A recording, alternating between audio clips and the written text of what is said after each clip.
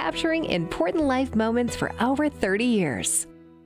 Don't miss this once-in-a-lifetime adventure. Set sail August 16th through the 23rd on the Patriots Alaska Cruise with me, Larry Elder, Mike Gallagher, plus special guests Jennifer Horn and Joe Piscopo. Experience breathtaking glaciers, fjords, and wildlife, all while diving into critical discussions about America's future with today's top political voices. Cabins are going fast. Text TRAVEL to 94878 right now to secure your spot before it's too late. Travel to 94878 right now to secure your spot before it's too late. Hi, it's Scott Tucker, host of Retirement Dakota with Scott Tucker, heard on AM 560 on Sundays at 8 a.m. and again at 5 p.m. I want to offer you a free copy of my latest book, Escape Illinois, Should I Stay or Should I Go? To get your free copy of my latest book, Escape Illinois, Should I Stay or Should I Go? Just go to retirementdakota.com. That's retirementdakota.com. And please listen every Sunday at 8 a.m. and again at 5 p.m. on AM 560, The Answer.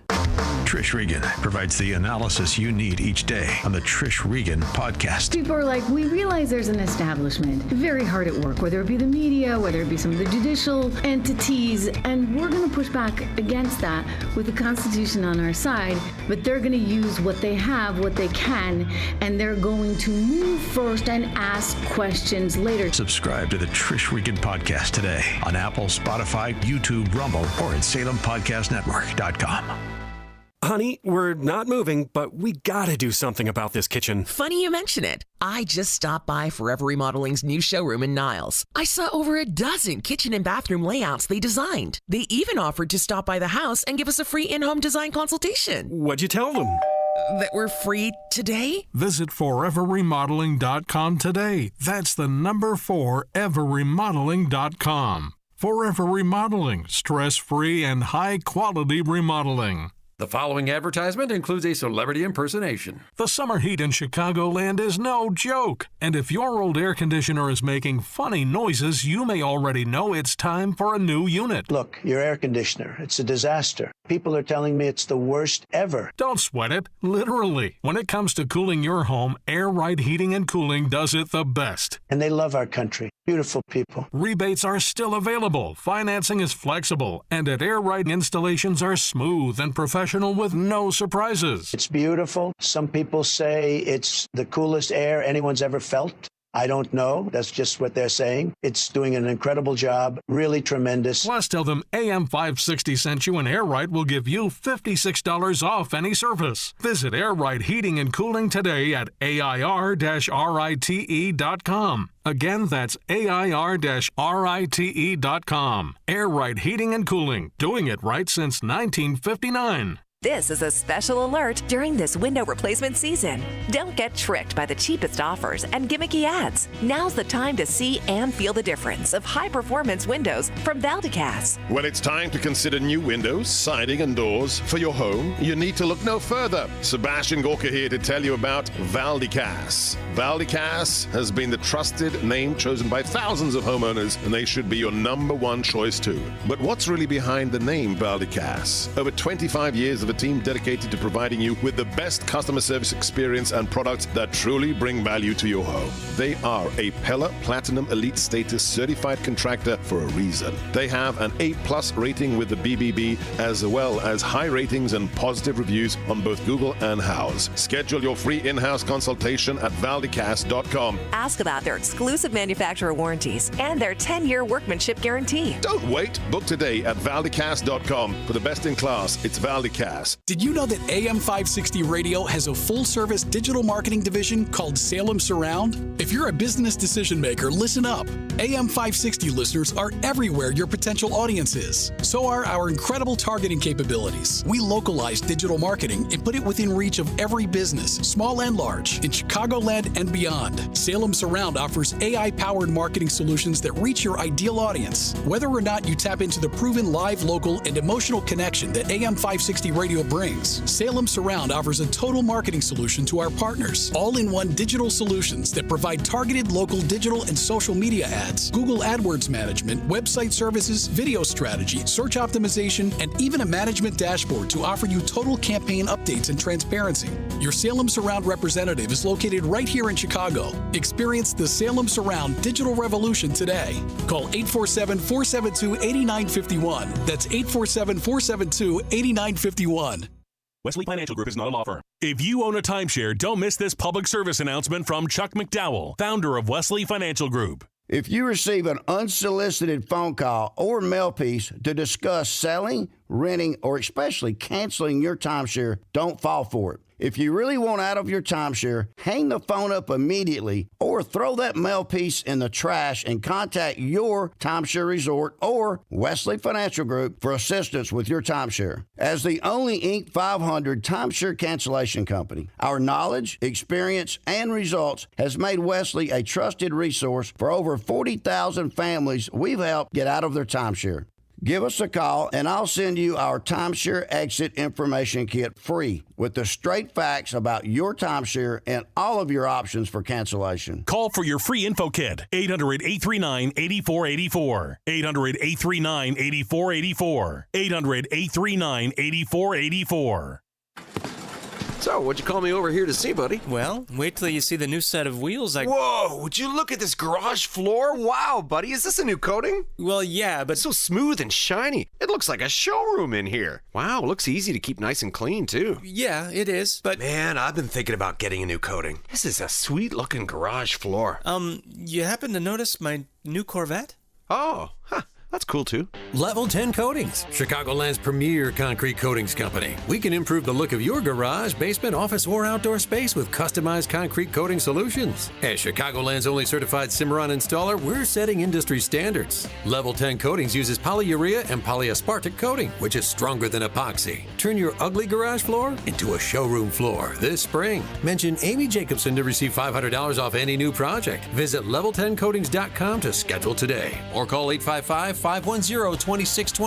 Level 10 Coatings, your premier concrete coating experts. Now, your official weather forecast. Today becoming windier and warm with sunshine, a few clouds, a thunderstorm in spots this afternoon. Storms could bring localized damaging wind gusts, the high 88. Tonight, a breezy evening, otherwise partly cloudy, low 55. Tomorrow, breezy and cooler, clouds and sun, a high of 68. I'm Drew Shannon on AM 560, The Answer. Get the latest weather, traffic, and news updates online at 560theanswer.com. Portions of the following show may be pre-recorded. Now, from the Signature Bank Studios. This is Chicago's Morning Answer with Dan Proft and Amy Jacobson on AM 560. The Answer.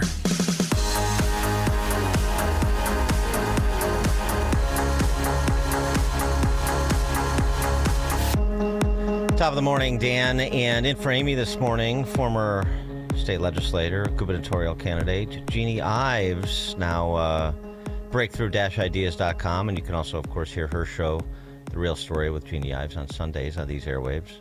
Jeannie, thanks for being with us. Appreciate it. Thanks for having me on.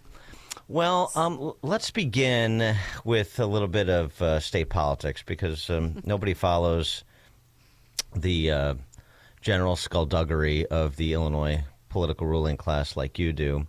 And we have a couple of things happening concurrently. One is, of course, Governor Pritzker positioning himself for a presidential run in 2028 with the open question as to whether or not he is going to seek a third term as governor. And concurrent with that is the General Assembly up to its usual neo-Marxist business, from extending the sales tax to trying to find money to continue to finance health insurance coverage for illegal immigrants residing in Illinois. Here is Pritzker on CNN doing his positioning work, posturing about his record. I mean, and this is just so classic, too. What is the point of these people? I'm talking about the CNN and MSNBC and even a lot of the Fox people. I mean, can you at least do the minimum work of due diligence so that when you have a politician you know that is coming on to tout their alleged record, that you can provide just even modest pushback to this alleged record. So it's just not, platforming somebody to recite a stump speech. But, of course, that's too much to ask. The fact is that I think I've proven that I've stood up for working families, that we have hundreds of thousands more people who have health care because of the work that I've done. We raised the minimum wage from $8.25 in the state of Illinois to $15 now. We have lifted up the standard of living in the state of Illinois, and we've attracted businesses and jobs. So, I've accomplished quite a lot, I think, and demonstrated that it doesn't matter what your net worth is. What matters is what are you actually doing for people to lift them up and to advance the cause of your state. So that's in response to why a billionaire can be the neo-Marxist party's every time I hear this, nominee. He says the same thing in every single interview. It's his, it's the statement he goes to. I've lifted up working people. I mean, nothing could be further from the truth. I mean, this audience knows that. But it's so offensive. I've helped hundreds of thousands of people get on their health care. Yeah, illegals. And now you want to get rid of it. And there's a food fight going on that one, which is terrific. I love it. Illegals and some able-bodied people that shouldn't be on Medicaid, for example. Well, I mean, Quinn expanded Obamacare. He's the one who did that. And then, J.B. Pritzker, his policies just kept that in place. And, of course, there's the redetermination. Everything is run in the agencies, which is why if you control the governorship, you can control the agencies, and that's where you can get accountability on absolutely everything that goes on in the state. But he certainly has not pushed his agencies to be accountable at all. I mean, people forget there was literally over $5 billion in unemployment fraud during COVID. He just said, we're just going to tax businesses more to offset that. I mean, so that's not helping the working man. None of that. So the guy's just a joke. I don't even know how anybody takes him seriously. And I want him to run for president because it'll be the biggest slapdown you've ever seen. Do you want him to run for a third term as governor as well? Or do you, I don't want to spend too much time handicapping his political future because I'm not really interested in other than, at some point his finally, if the Illinois voters can't bring themselves to do that, somebody will politically humiliate him. But what about the oscillation about a third term? I hope he runs for a third term because, his record is so atrocious that if somebody's got enough money to expose exactly whose side he was on this entire time. And by the way, it wasn't the working man side that he was on, of course. I mean, I think that would be the best thing. Any other Democrat will go in and say, well, I'm not Pritzker. It's not my policies. And they'll try and wave it off. And the voters will fall for it like they always have. It's interesting. The whole thing, like I'm the billionaire with the heart of gold and the common touch. And it's completely inauthentic. He doesn't demonstrate it the way that Trump does. He just tells you about it endlessly. And it's really interesting because as he's telling you how in touch he is, he's also telling you simultaneously how out of touch he is. Like representing working people is doubling the minimum wage. That really represents the hopes and dreams and aspirations of lower to middle income families striving to get to that next rung on the ladder. You're talking about seniors that work part-time, young people who have a job while they're going to school. I mean, the idea that the minimum wage and increasing it marginally, particularly in a state where the tax burden continues to grow exponentially, is some sort of pathway to financial independence is a canard, and everybody who lives in the real world knows that.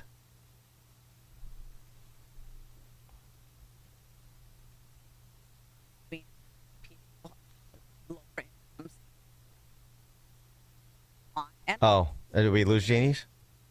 Oh, okay. Well, we have got a technical difficulty already. All right. Well, let's take a break and come back, see if we can fix this so we can have a conversation. You're listening to Chicago's Morning Answer with Dan Proft and Amy Jacobson on AM 560. The Answer. Business owners, now's the time for your business to make the move to a locally owned business bank. Hi, Mike Gallagher here to let you know that you don't have to look far. Signature Bank was founded in Chicago with a simple mission to help companies like yours grow, succeed, and thrive. Their decisions are made locally by a terrific team that knows your name, cares about your business, and invests in your success. That's why Signature Bank is my bank. I'm a customer. As business owners, they knew that local, family-owned businesses were not getting the help they needed or deserved. So, I invite you to reach out to my friends at Signature Bank today. Write the number down. Remember this phone number, Signature Bank, 773-467-5630, and learn all about this great bank, 773-467-5630, or visit them online at signaturebank.bank. That's signaturebank.bank. Signature Bank makes commercial banking personal. Member FDIC, equal housing lender. AM 560, The Answer. Okay. Sorry, I'm back. That's all right. Okay, good. We had a little technical difficulty there. But anyway, Jeannie, we were just talking about Jelly Belly's ersatz appeal to working people by focusing on the minimum wage, even as working people and successful people alike are fleeing the state like it's on fire. Any quality of life indice you want to use to measure Illinois against its Midwest neighbors or the rest of the nation, we're either last or in the bottom 5 to 10. I mean, it's been a rolling disaster in the state for 25 years, and anybody who is sentient, I think, understands that. But so the question is it better for Republicans, to the extent they want to find themselves in the near term, to try to prosecute the case against Pritzker, and risky for him to do so, running for a third term before he runs for president? Or would it be more advantageous to take our shot with somebody new, have it be an open seat a la the Senate seat? Well, I think either way it's an uphill climb because the unions control this entire state. And I mean, and of course they have all their constituencies that they've already paid off through, non-governmental organizations, through, again, the unions who... I don't know. It's going to be an uphill climb, but I think your best shot is I would prefer, if I were running, to run against Pritzker, quite frankly. Hoping there's Pritzker fatigue as well. Yeah. Yep. Yeah, I mean, he represents everything that's been done poorly in the state, from the COVID to the illegal immigration stuff. And he just comes off as a buffoon, in my opinion. I mean, he's corrupt himself as well. But you look at everything, and I just, even the businesses should be sick of Pritzker. I mean, this guy, the only businesses that are coming to Illinois are the ones that he has, given lots of bennies to. I think people should be still upset that he gave the Chinese Communist Party Goshen plant, over a half a billion dollars to set up shop. Everything that he's done for green has turned gray. It's turned black. It's ugly. I mean, Lion Electric, Stellantis isn't going to open an EV plant, Rivian getting massive handouts. All this stuff is turning against him, and energy prices keep hiking up. I think his whole record is a disaster, and I think anybody who runs other than him, they're just going to pretend they're not him, and people are going to believe it. Where do you think he, and by extension his sycophants in the New Marxist Party, are most vulnerable when it comes to the suburbs? Is it on the spend for illegal immigrants residing in Illinois, and is it on the Safety Act? Is there anything? I just note particularly the spend on illegal immigrants, because you're seeing both him and Newsom trying to quietly walk away from open-ended expenditures to cover all related living expenses for people residing in this country, in their states, in this country, in their states, but in this country illegally. I just wonder if that is a soft underbelly on one Jelly Belly. Yeah, I think the suburbs are diverse. They're not particularly just your white, wealthy enclaves anymore. They have a diverse population, and that population is just struggling under high property taxes, and I think that any time that they're struggling, and you point out that he's favored illegals and handed them, literally billions of dollars in handouts, I think that they don't like that. I think anything that comes to corruptness too, I think that is that's a problem as well. And when I talk about corruptness, I mean, I really do talk about the mismanagement of the budgets, the misspending, the handouts to cronies. So I think that is a thing. I don't know about the trans issue, though. I think the trans issue still may play in the suburbs with a particular constituency, not everybody, but I think the more attention that's played out on that one, I think it's good. I mean, even there was a little brouhaha in Naperville right now over a trans athlete being involved in the track conference, and we'll see how that settles out. But it sounds like people are paying attention to that a little bit. Coming up at 5:38, we'll switch gears. 86-47. Former FBI Director Jim Comey. 5:38. Now we check the headlines. Good morning. It's 62 degrees in Chicago in the AM 560 The Answer Newsroom. I'm Nikki Whaley. Vice President J.D. Vance and Secretary of State Marco Rubio will be visiting the Vatican this Sunday for the inaugural Mass of Pope Leo XIV. The Vatican says Vance and Rubio will be among the U.S. delegation attending the Mass, along with Second Lady Usha Vance. Leo is the first American pope and was a cardinal in Chicago before being elected this month. Vice President Vance is Catholic and had met with Pope Francis shortly before his death. I'm Mark Mayfield. Energy experts say the best temperature to keep your thermostat this summer is 78 degrees. The Department of Energy recommends keeping your home warmer than usual when you're out of the house to avoid unnecessary energy costs. And utility companies across the U.S. are recommending 78 degrees Fahrenheit as the ideal temperature. The DOE also recommends vacuuming the dust out of your air vents and weather stripping your house to keep the cool air from leaking out. I'm Tammy Trujillo. One baby's rare and life-threatening genetic condition is being fixed by gene editing. It's the first time the process has been effective. With gene editing, doctors in Philadelphia were able to at least partially reverse the baby's condition, who was born with a liver mutation. This report is sponsored by Lowe's. Kick off summer with Memorial Day savings at Lowe's. Right now, get 5 Scott's Naturescapes 1.5 cubic foot mulch bags for just $10. Lowe's, we help you save. Valid through May 28th. Selection varies by location while supplies last. Excludes Alaska and Hawaii. Chicago's Morning Answer continues next, but now I check your forecast from... Your home is a valuable asset, and you want to take care of your home. From roofs, siding, windows, and doors to furnaces, flooring, landscaping, and much more. Listen to your go-to for all things home. It's Home Answers Radio every Sunday morning at 9. Presented by Lang Home Medical Equipment, Valdecast Windows and Doors, and by JeffBuysYourHouse.com. Get answers from industry experts so you can make informed decisions about your home improvement. Right here on AM 560, The Answer.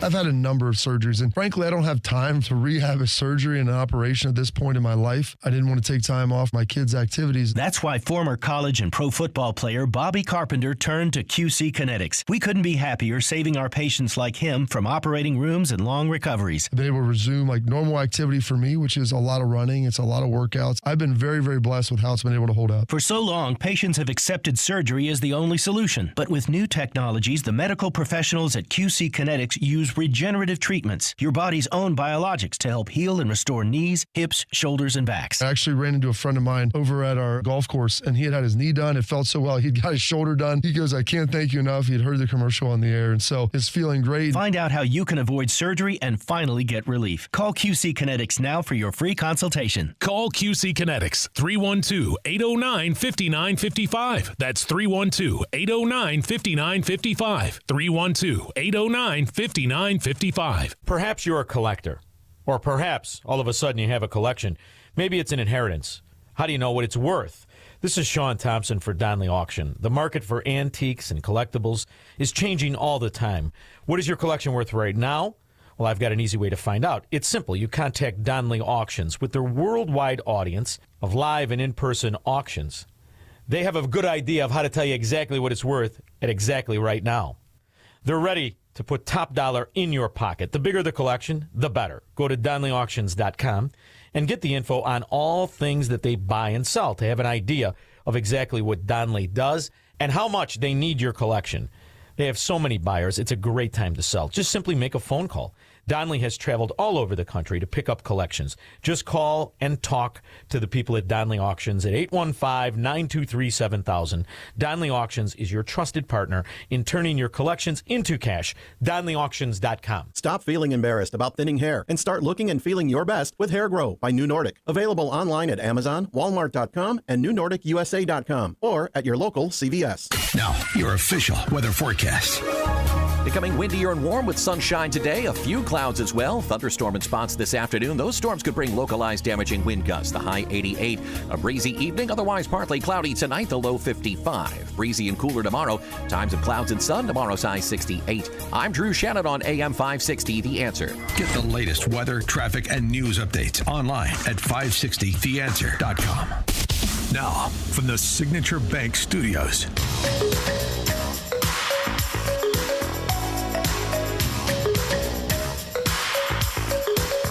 Top of the morning, Dan, and in framing this morning, Jeannie Ives, breakthrough-ideas.com. The Real Story with Jeannie Ives, Sundays on these airwaves.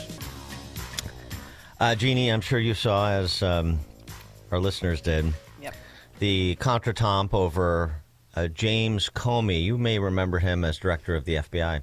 James Comey's post on MySpace or Blue Sky or wherever he posts his blather. He posted a seashell arrangement 8647 without comment. Mm-hmm. That he just happened upon, by the way. He happened upon it while doing one of his, I'm sure, romantic walks on the beach with his beloved, watching the sunset. He's earned it.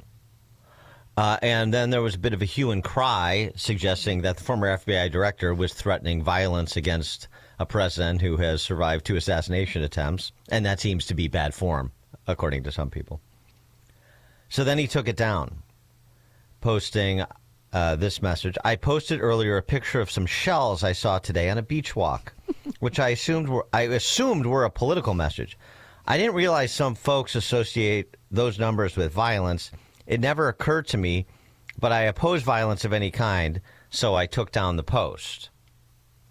Well, so he admits that he thought it was a political message, and then says he didn't think it assumed violence. I mean, the guy's he's lying. He's such a liar. It's so obvious. He's a babe in the woods. He's not familiar with the street jargon of the demi-monde, okay? He doesn't know that 86ing someone means to off them. You know, he's not... What other political message would 8647 mean? What other one? He is his head is in the clouds. He is a high-minded intellectual thinking big thoughts about man's condition, and so it doesn't even occur to him to bring himself down to the level of the hoi polloi and to think about political messaging that would implicate violence.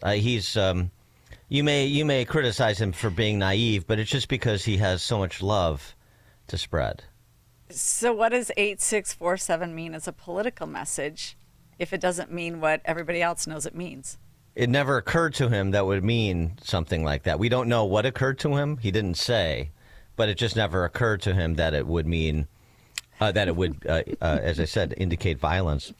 Well, he is a practiced liar, so I'm not surprised. That's what the Inspector General for the Department of Justice basically said in his report on both Comey and McCabe, didn't he?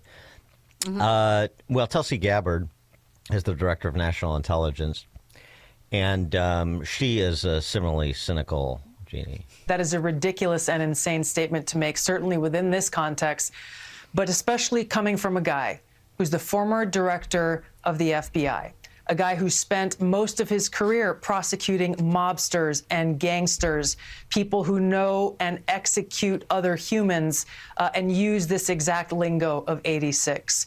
Comey himself admitted in his follow-on message that he knew that this was a political statement. Well, the only reason he knew that, Jesse, was because a little over a month ago, a bunch of anti-Trump, anti-Elon Musk protesters were proliferating the use of this 8647 slogan, which was a veiled call to action to murder the sitting president of the United States.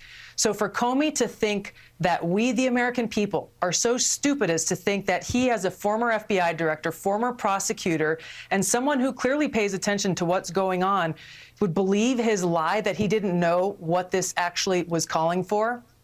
The dangerousness of this, Jesse, cannot be underestimated. When we have 2 assassination attempts on the president's life, when we have people who look to guys like Comey, who've been celebrated by MSNBC and the Democrat elite and CNN as the beacon of integrity, the law and order guy, the guy who would tell the truth no matter what the consequences. This is the guy who's issuing a hit on President Trump, the president that the American people voted for. So it's guys like Comey and others who call the president the modern-day Nazi, people who are in great positions of influence, who are saying that President Trump poses an existential threat to our country. These are people who hate democracy and hate the American people because they cannot stand that the people overwhelmingly chose to elect Donald Trump and send him back to the White House. So they are seeking other means to get their way and to try to remove him from that position.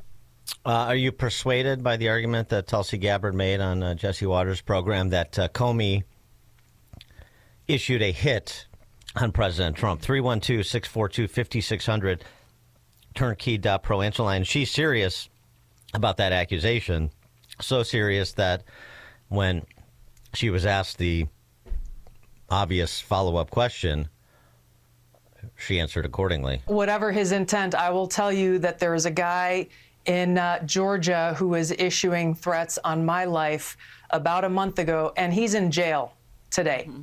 He has been indicted with a crime, as he should have been, and he is in jail as we speak. So whatever James Comey intent, he and people like him need to be held to account according to the law, which is something that he claims to have given his life for and stands by the rule of law. Fantastic. The rule of law says people like him who issue direct threats against the President of the United States, essentially issuing a call to assassinate him, must be held accountable under the law. Do you believe Comey should be in jail? I do.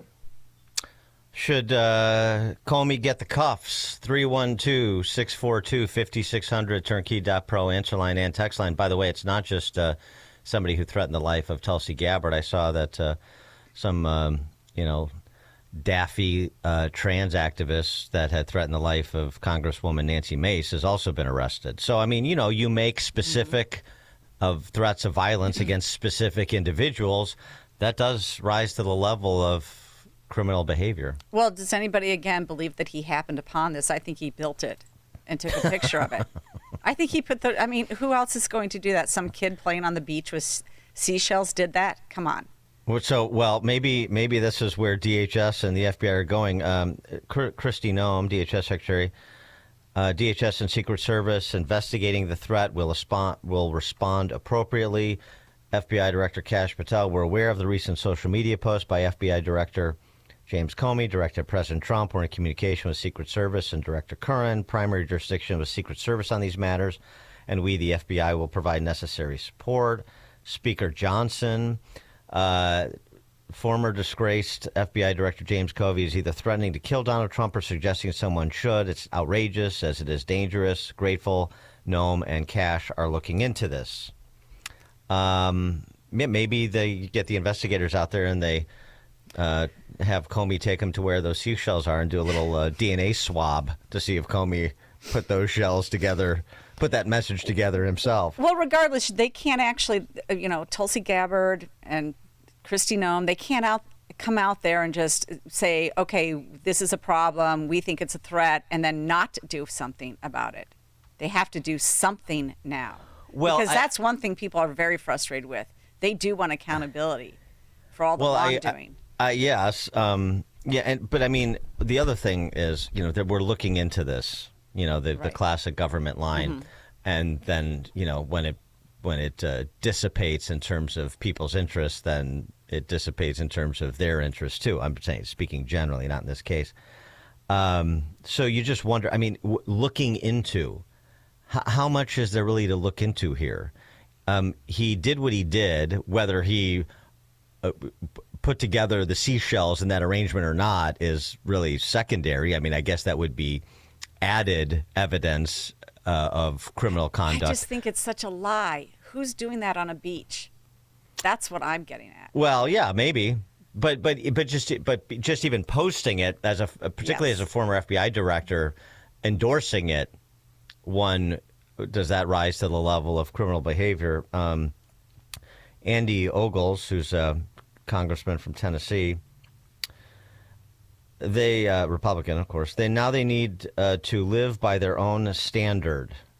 This is the standard. In case you forgot, I should have referenced this. Noted legal scholar Letitia James. You remember her. My message is simple. No matter how powerful you are, no matter how much money you think you may have, no one is above the law. Right, no one's above the law. Letitia James told me so. Andy Ogles saying, if Jim Comey thinks he's above the law, it's time to prove him wrong. The radical left will stop at nothing to silence, imprison, or now apparently even threaten President Trump. It's time for perp walks. If Comey broke the law, he shouldn't get a pass. He should be in handcuffs. Well, he did do the qualifier, if Comey broke the law. He's not ready to conclude that yet. I mean, Tulsi Gabbard is, though. So well, let's she see. is. Let's see the investigation then. Let's bring him in, question him. George in Naperville, you're on Chicago's Morning Answer. Yes, good morning, Dan and Jeannie. Do those seashells have anything to do with Luca Brasi? No, they do not translate into Luca Brasi sleeps with the fishes. Glenn in Orlando. So if I was on the beach and I saw a threatening message to the president, I'd be calling 911 and getting the police there right away. Why didn't he do that? Okay. Thanks for the call, Glenn. Mark in Liberty Hill, Texas. Hey, morning. Very much enjoy your show. To both of you, actually, and here I am thinking that I wonder if he just ran across these seashells in the sand, or if he was actually in his bathing suit, like an 8-year-old putting this little joke together that he thought was going to get some humor. But as far as the repercussions, Jeannie, as you're saying, at some point, I am definitely in the camp, and I know there's lots of other Americans are, that at some point these people need to start being held accountable, because just like an 8-year-old, which Comey is, there's got to be consequences to their actions. And that's, I believe, one of the biggest things that our government has not done, because they've really allowed all these people, and this goes back years and years, to do this kind of stuff, and none of them are held accountable. So they feel like they've got free reign to do whatever they want. And I think now is the time to draw the line in the sand.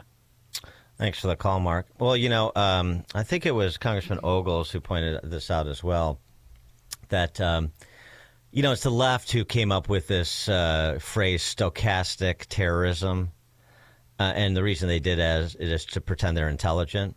But the real reason they did that, in addition to that, is the implication that coarse rhetoric can indirectly foment domestic terrorism. And that's why these, any coarse, they were, of course, talking about coarse rhetoric as they defined it from Trump or from somebody on the Republican side. But they wanted to criminalize coarse rhetoric, and not even necessarily in the direction of anybody in particular. So this is another moment where their standards, or lack thereof, are boomeranging on them. And maybe they boomerang on Comey here. I would guess. Well, and now Governor Pritzker's put himself in that same camp. We're not going to let any Republican rest. So his rhetoric is the same. Yeah, from his coming out party in New Hampshire. Yeah, coming out party. That's a good one. But I mean, my guess is it not yours, Jeannie? Nothing happens. Yeah, and it's just going to be another missed opportunity for them. I don't know. Maybe they think it's a distraction at that point, but you can't level it up to the extent that Tulsi Gabbard has said, where she said, I think he should be in jail, and then not do anything. How do you back off from that now?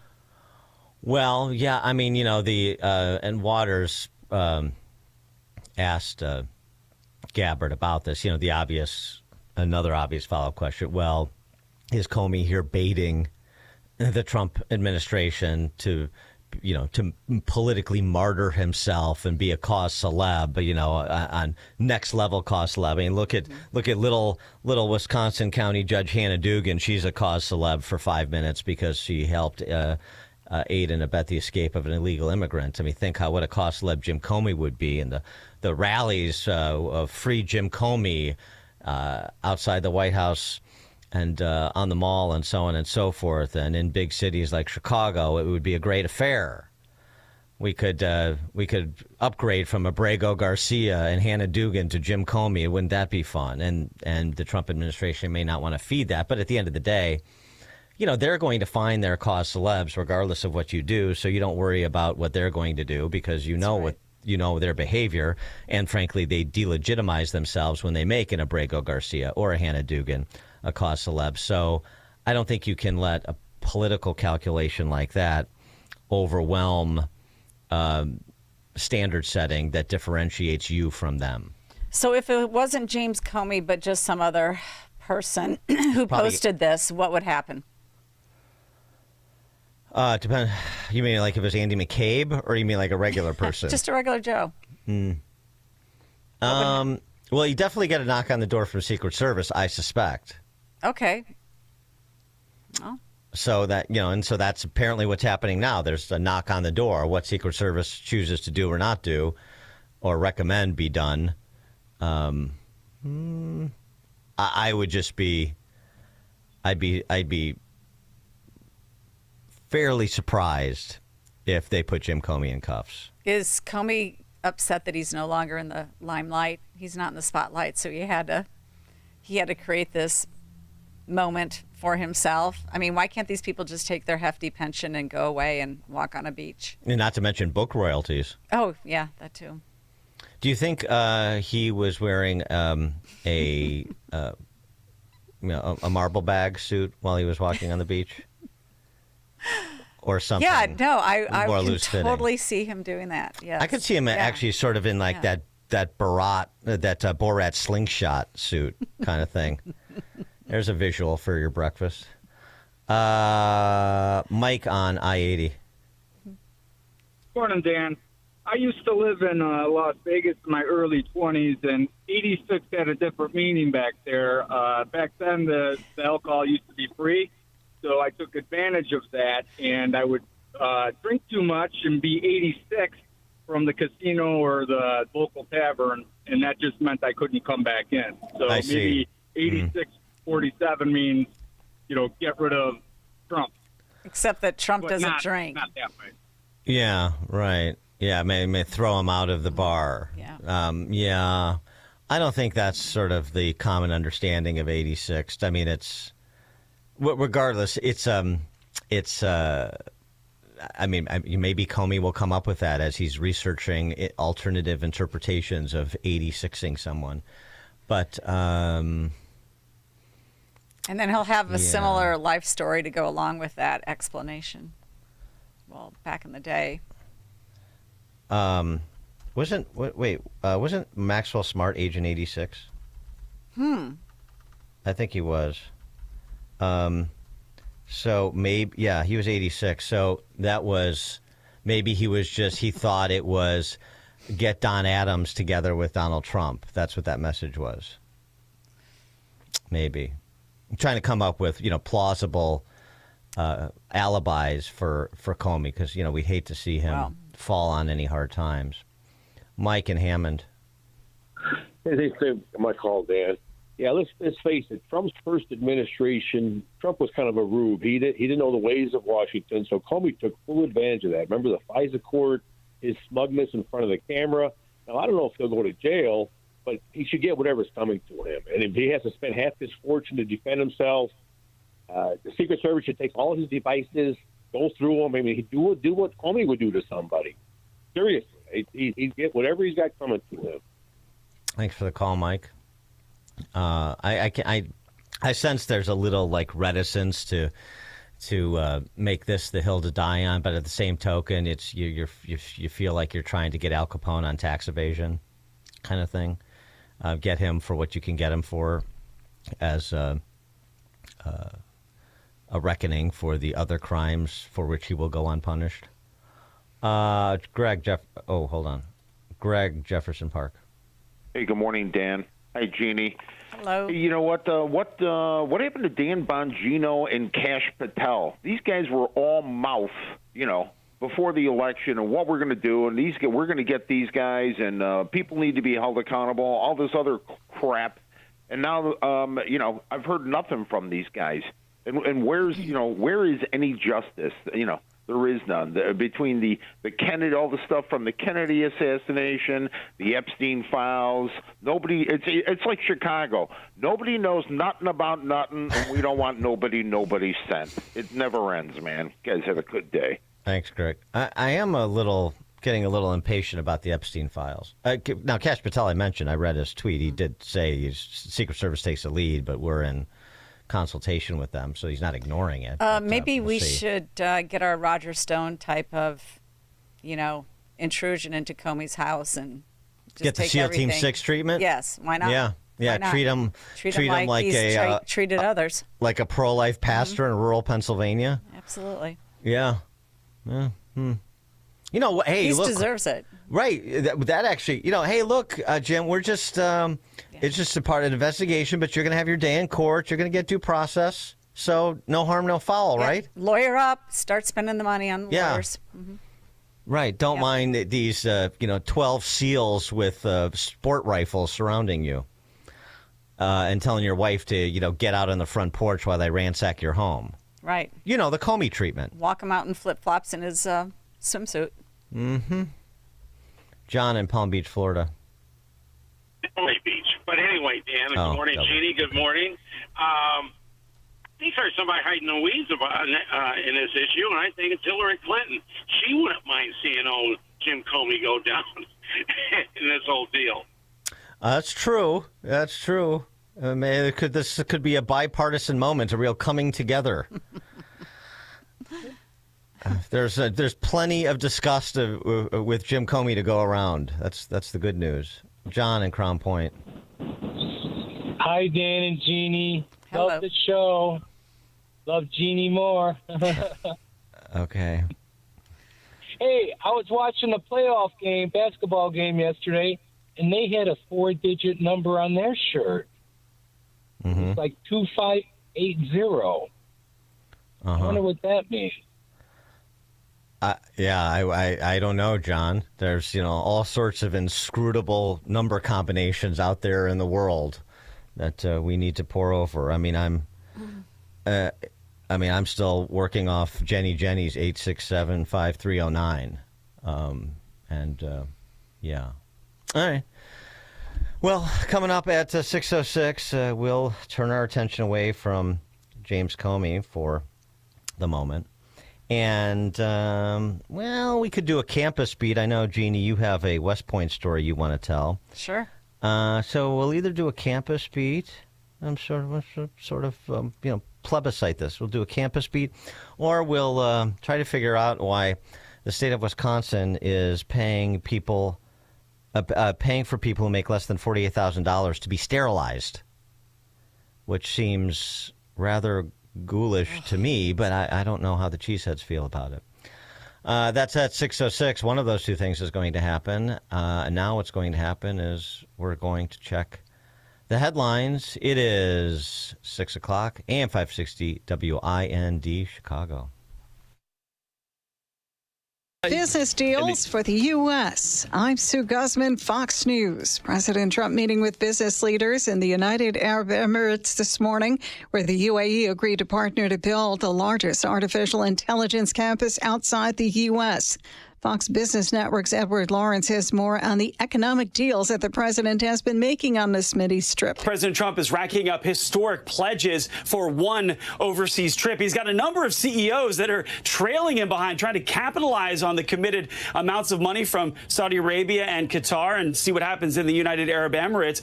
Now, the Saudis have agreed to put $600 billion in investments into the United States, while the Crown Prince says he's working on a deal to double that. In Qatar, the addition to the U.S. government being gifted a more modern Boeing 747, the president secured $243 billion in investments. Now, big corporate winners in this latest leg in Qatar, Boeing and GE Aerospace, which inked deals with Qatar Airways. New Jersey Transit's train engineers going on strikes this morning after negotiations for a new contract with a wage increase failed. New Jersey Governor Phil Murphy says he'll do what it takes to get both sides back to the bargaining table. Our door is wide open. It was never closed, and it is not closed as I stand here. We are willing to sit, to talk, negotiate at literally a moment's notice. New Jersey Transit is the third largest transit system in the U.S. and provides almost 350,000 trips every weekday. And the nation's largest retailer says it plans to raise prices to counter higher costs from President Donald Trump's tariffs. Walmart making the announcement on Thursday. It says it has been forced to counter the higher costs from the tariffs despite strong quarterly sales. America's listening to Fox News.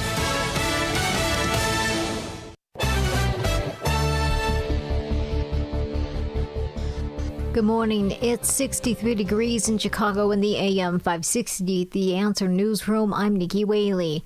Former Chicago Mayor Rahm Emanuel continues to hint at possibly running for the highest office. While appearing on ABC's The View, Emanuel says he's, quote, in training for a White House bid in 2028.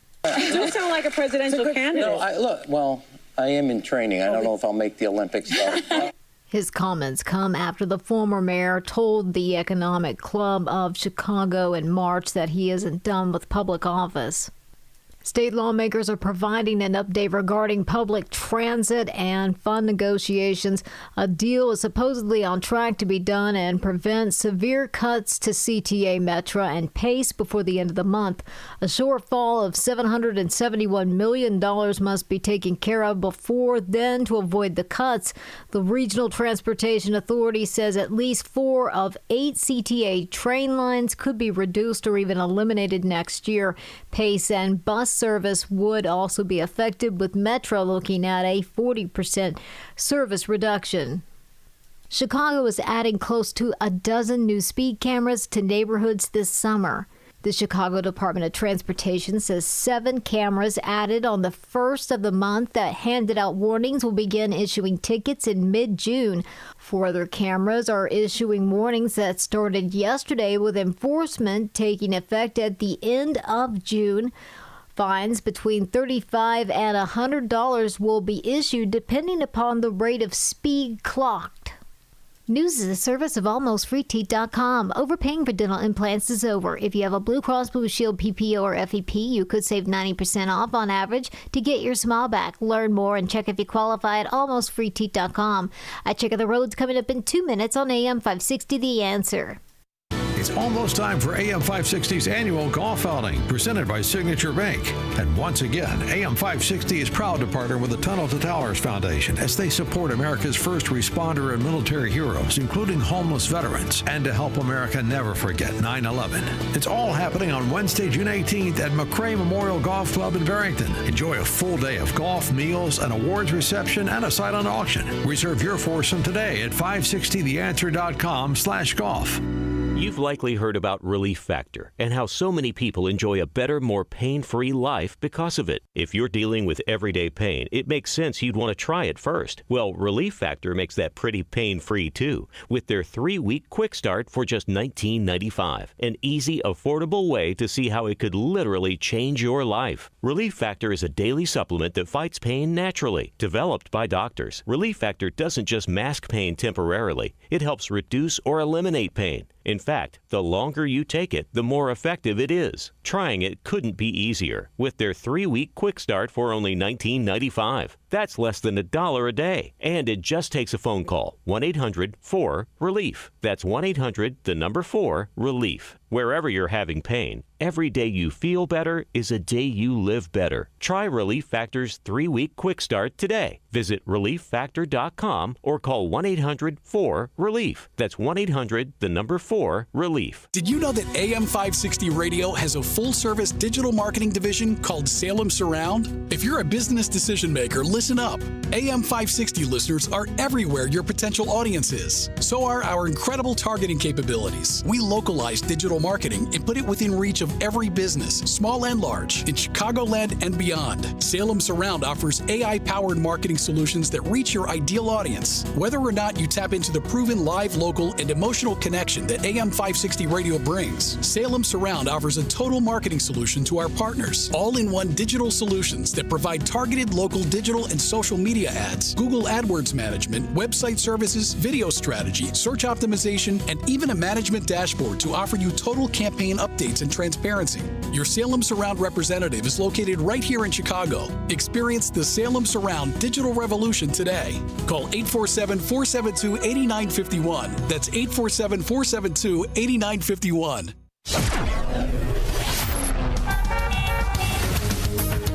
From the Team Hochberg Traffic Center, I'm Nikki Whaley.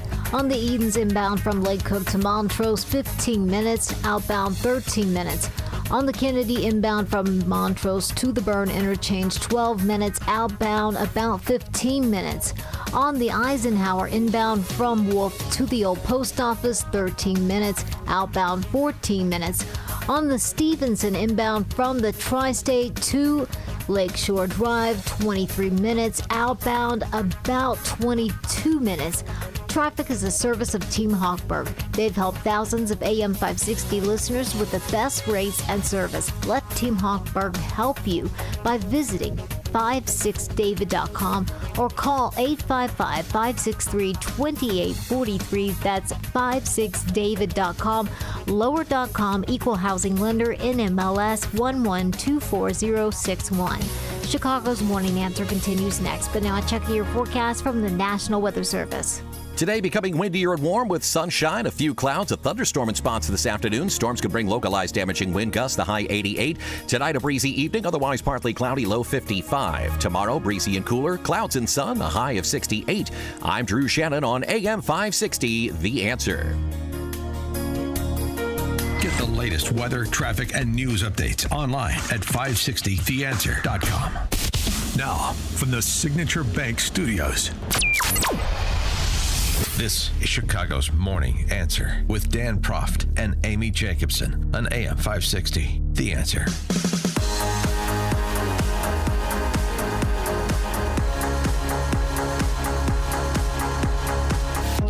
Top of the morning, Dan, and in for Amy J this morning is Jeannie Ives, former state legislator, gubernatorial candidate. Now the principal at breakthrough-ideas.com, also the host of The Real Story with Jeannie Ives, Sundays on these airwaves. Jeannie, when do we want reparations? Now! Representative Summer Lee, she is a Marxist, neo-Marxist from Pennsylvania, part of the Socialist Spice Girls. And our very own Frances Parker Spice from Massachusetts. That's another one. We exported Ayanna Pressley, who went to Frances Parker. Oh, man. We exported Michelle Wu, who went to Barrington High School. Mm-hmm. And then we exported the former superintendent with the great split finger fastball, Pedro Martinez, to Boston. Massachusetts really likes our sloppy seconds. It's just interesting. Our sloppy seconds of socialists. I like the alliteration there. Anyway, I digress. Summer Lee has introduced a reparations now resolution, and she and Ayanna Pressley and others had a little confab with the pliable D.C. press corps to explain themselves. Well, let's start with Ayanna Pressley. She's, always very direct and succinct, which helps. And discrimination against black people. We are in a moment of anti-blackness on steroids, and we refuse to be silent. We will not back down in our pursuit of racial justice. The antidote to anti-blackness is to be pro-black, and we will do it unapologetically. The United States government owes us a debt, and we need reparations. Now.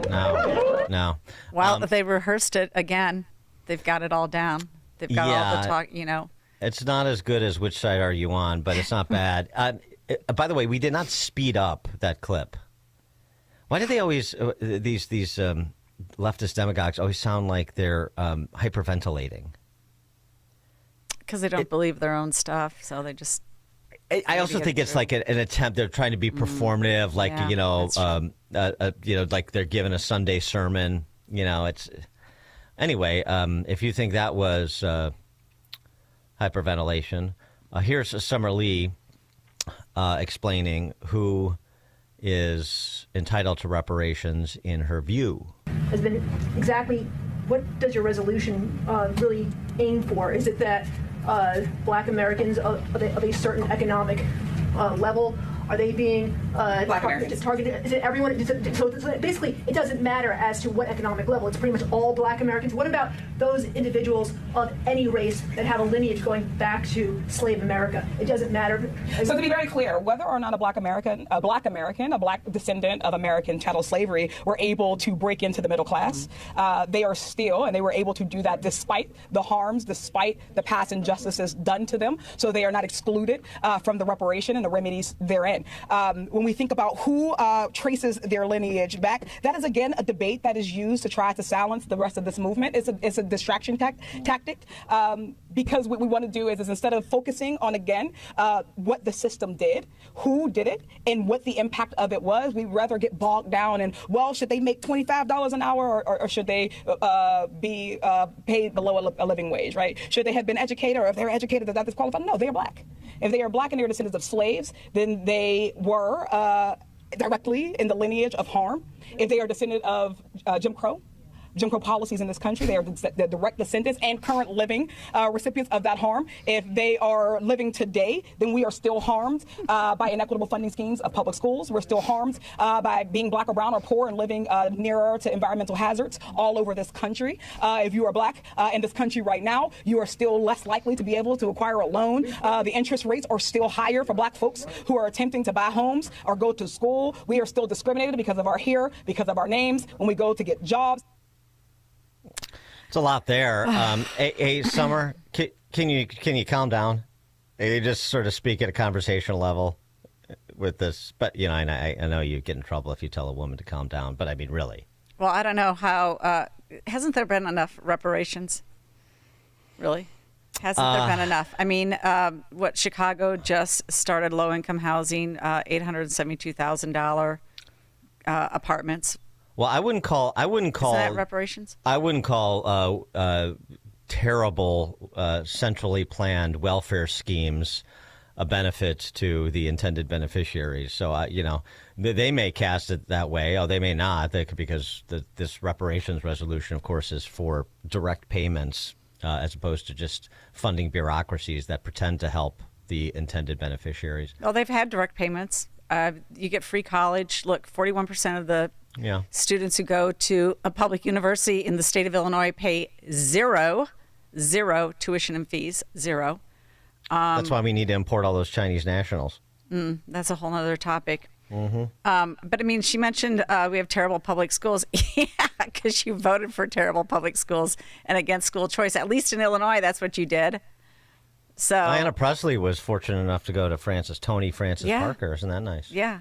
Something that she doesn't want anybody else to be able to do. Anybody else who doesn't have the means to be able to do, which is always so they don't even care. Like you're not even connected to chattel slavery at any point in Americans' history. If you're a Black in America right now, you're enslaved. Is really their position, and you deserve reparations. That is exactly their. Yeah, that is their position, that they're still suffering. So does P. Diddy Combs?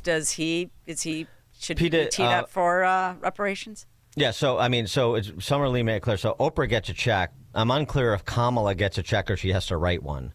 That would be my follow up in terms of trying to distribute who is cutting the checks and who is receiving the checks.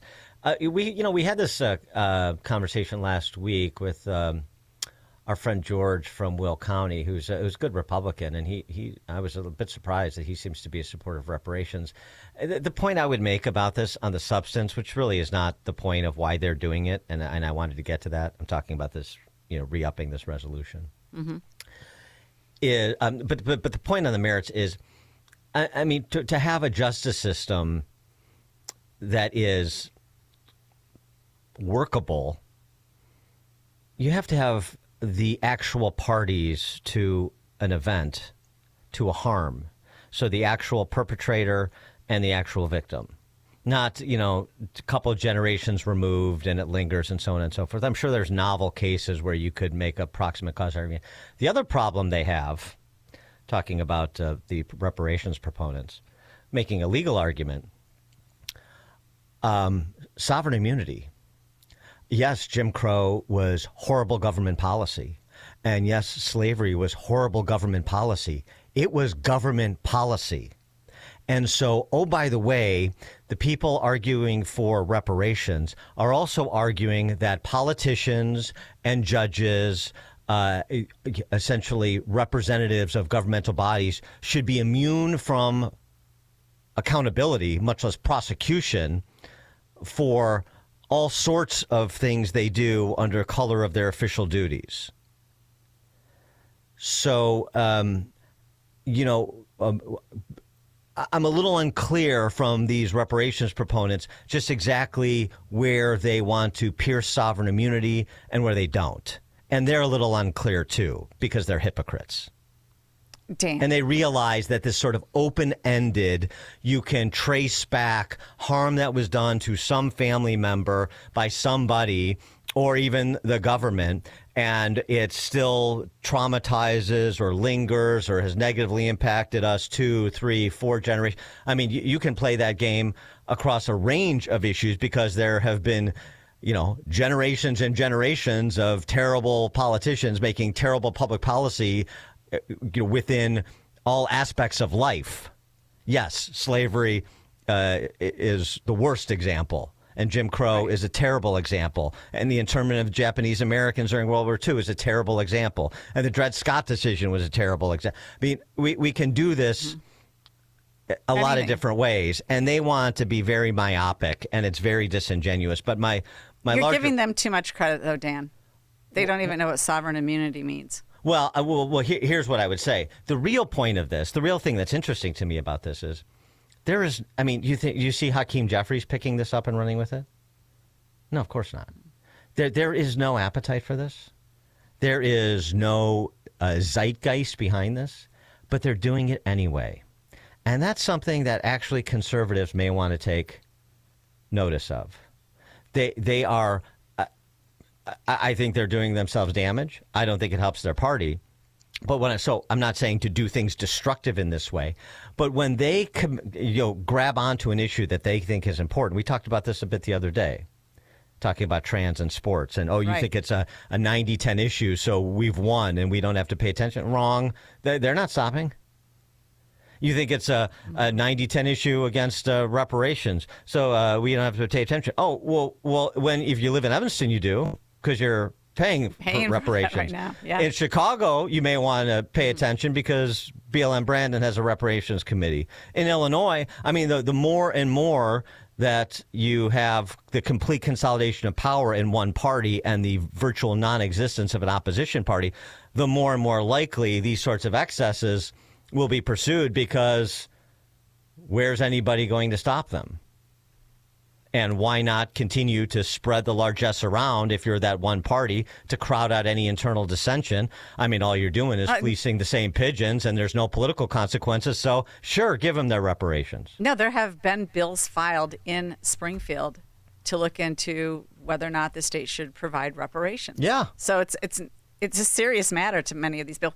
And I sat down with a group of Black women from the West Side. They wanted to have dinner together, so we did. And, half of them wanted reparations. And they call themselves conservatives. I'm like, okay.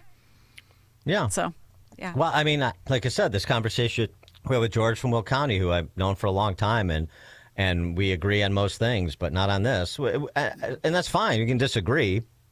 But I'm just saying,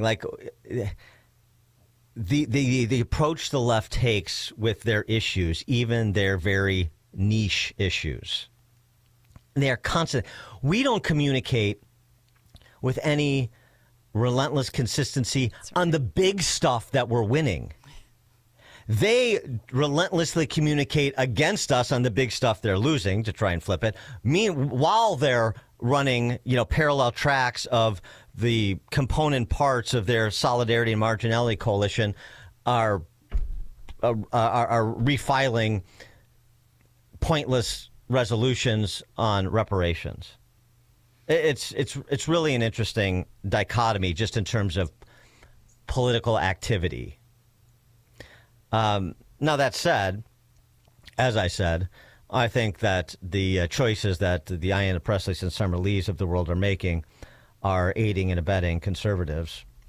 And frankly, conservatives need the help. The Republican Party certainly needs the help.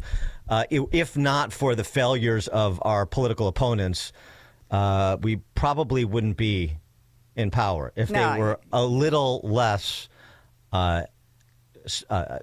intemperate and revolutionary. We probably wouldn't be in power. No, Judge Dugan up in Wisconsin is doing us a great favor, too. I think that doesn't die down. I think that's one that's got some sticking power politically. Rui Teixeira, writing over at the Liberal Patriot, very interesting. He's giving grades. He wrote this piece before the 2024 election that he's a Democrat, Liberal Patriot. These are sort of moderate Democrats that are trying to bring the party back to some semblance of sanity, I should say. The 2024, so he wrote this piece, The Progressive Moment is Over, before the 24 election, and the 24 election results essentially codified the positions that he took in his mind, certainly supported them. Here's the sort of the top lines here, what they should have figured out over the last 4 years. Loosening restrictions on illegal immigration was a terrible idea and voters hated it. Promoting lax law enforcement and tolerance of social disorder was a terrible idea and voters hated it. Insisting that everyone should look at all issues through the lens of identity politics was a terrible idea and voters hated it. And telling people fossil fuels are evil and they must stop using them was a terrible idea and voters hated it. Okay, so those were his four big grievances where he thought that the party to which he affiliates needed to pivot. Interestingly, Pritzker aligns with all of those. I know. Exactly. And he thinks he's going to run for president. I mean, it's just ridiculous. Well, that's the problem when you don't face electoral competition, right. Except very right. narrowly among your own, is you have no sense that most of the country doesn't support this. Mm-hmm. So listen to Teixeira's grades for how they've behaved since November of 2024. My grade for Democrats improving their image on immigration, D. My grade for Democrats on improving their image on crime and public order, C-. My grade for Democrats and improving their identity politics image, F. Case point, Summer Lee and Ayanna Pressley. My grade for telling people fossil fuels are evil and you got to stop using them, F. He writes, I hate to be a tough grader and all that, but that's how it looks right now. The progressive movement is still over. It's just Democrats don't seem to realize it. When they'll wake up is anybody's guess. Yeah, well, related to this a little bit, Wesley Hunt, congressman from Houston Texas. area, Texas, West Pointer too, by the way, he was weighing in on the birthright citizenship case, and I know we're going to talk about that a little bit later in the program as well. But his whole point, and this relates back to reparations, is that his family can actually, show a connection way back to where they were enslaved. His, grandfathers before him were enslaved. They have that nexus. He's not talking reparations.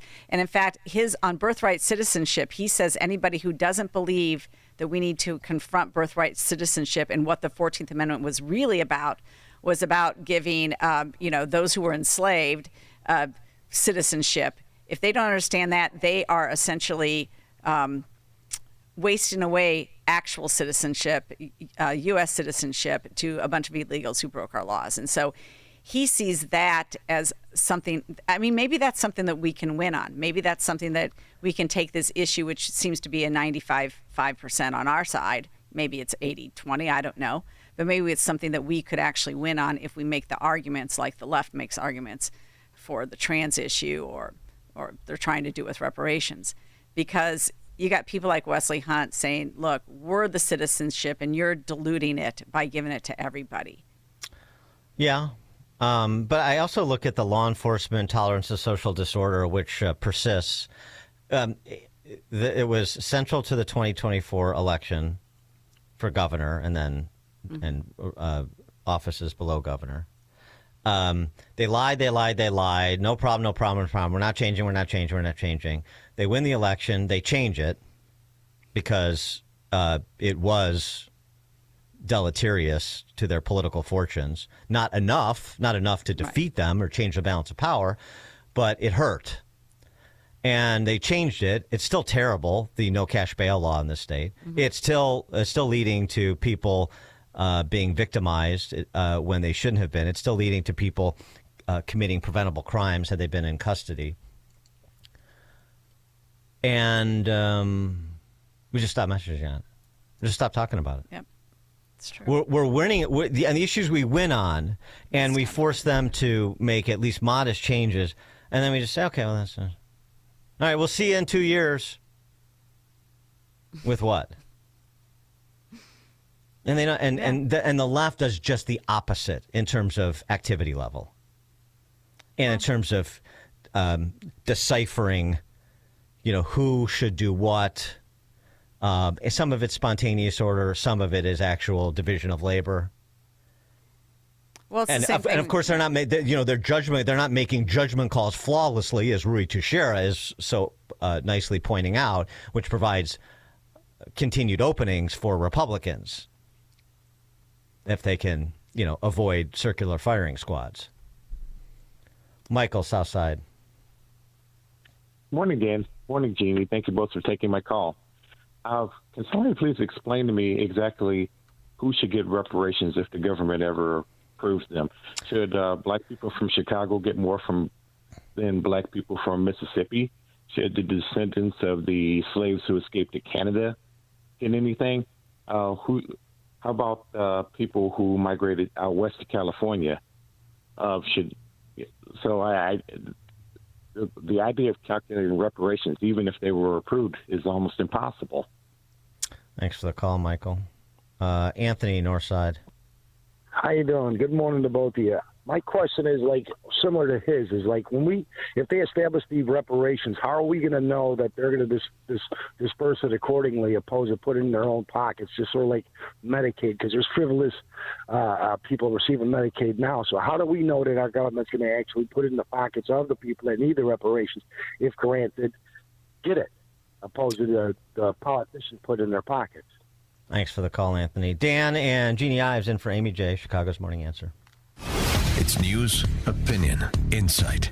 This is Chicago's Morning Answer on AM 560. The Answer. Sign up for the AM 560 Answer Advantage to get early alerts on event ticket sales, special discounts, and contest opportunities. Sign up today at 560theanswer.com/advantage.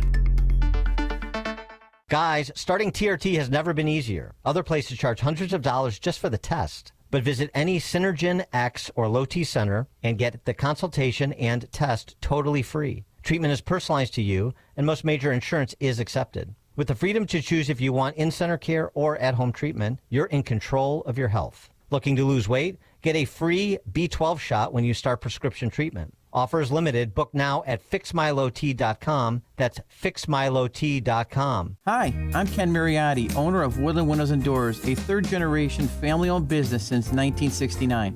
We know you're bombarded by choices when shopping for new windows or doors, so we're inviting you to experience the Woodland difference. For decades, we have been transforming living spaces with Marvin Windows, a fifth-generation family business.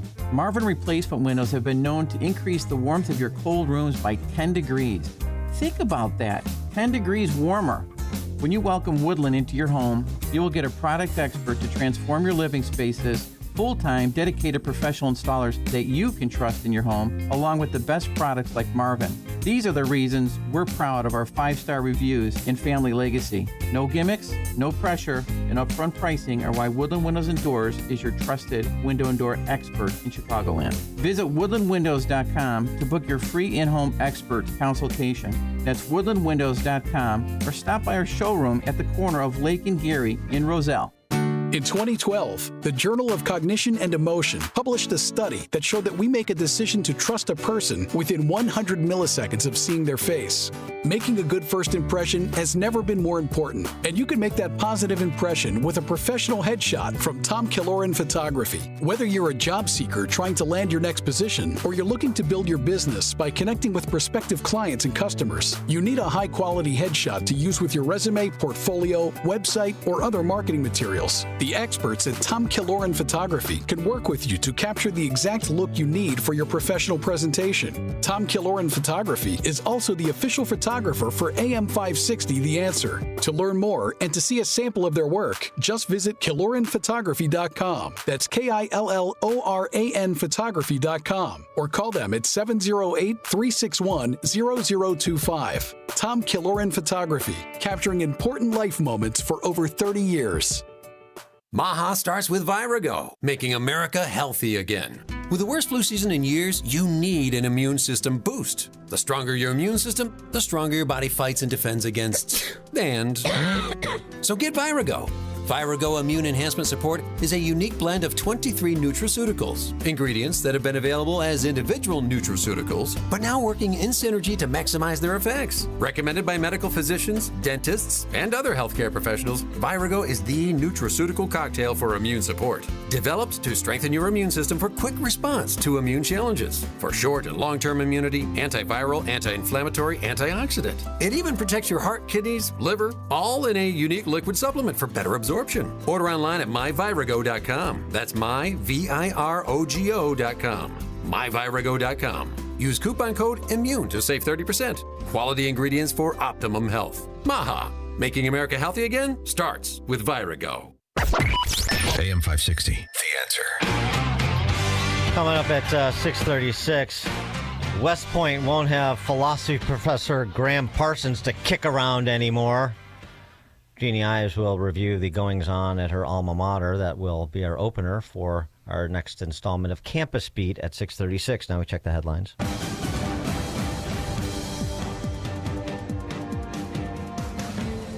Good morning. It's 63 degrees in Chicago in the AM 560 The Answer newsroom. I'm Nikki Whaley. Hundreds of Starbucks baristas are on strike over the new dress code.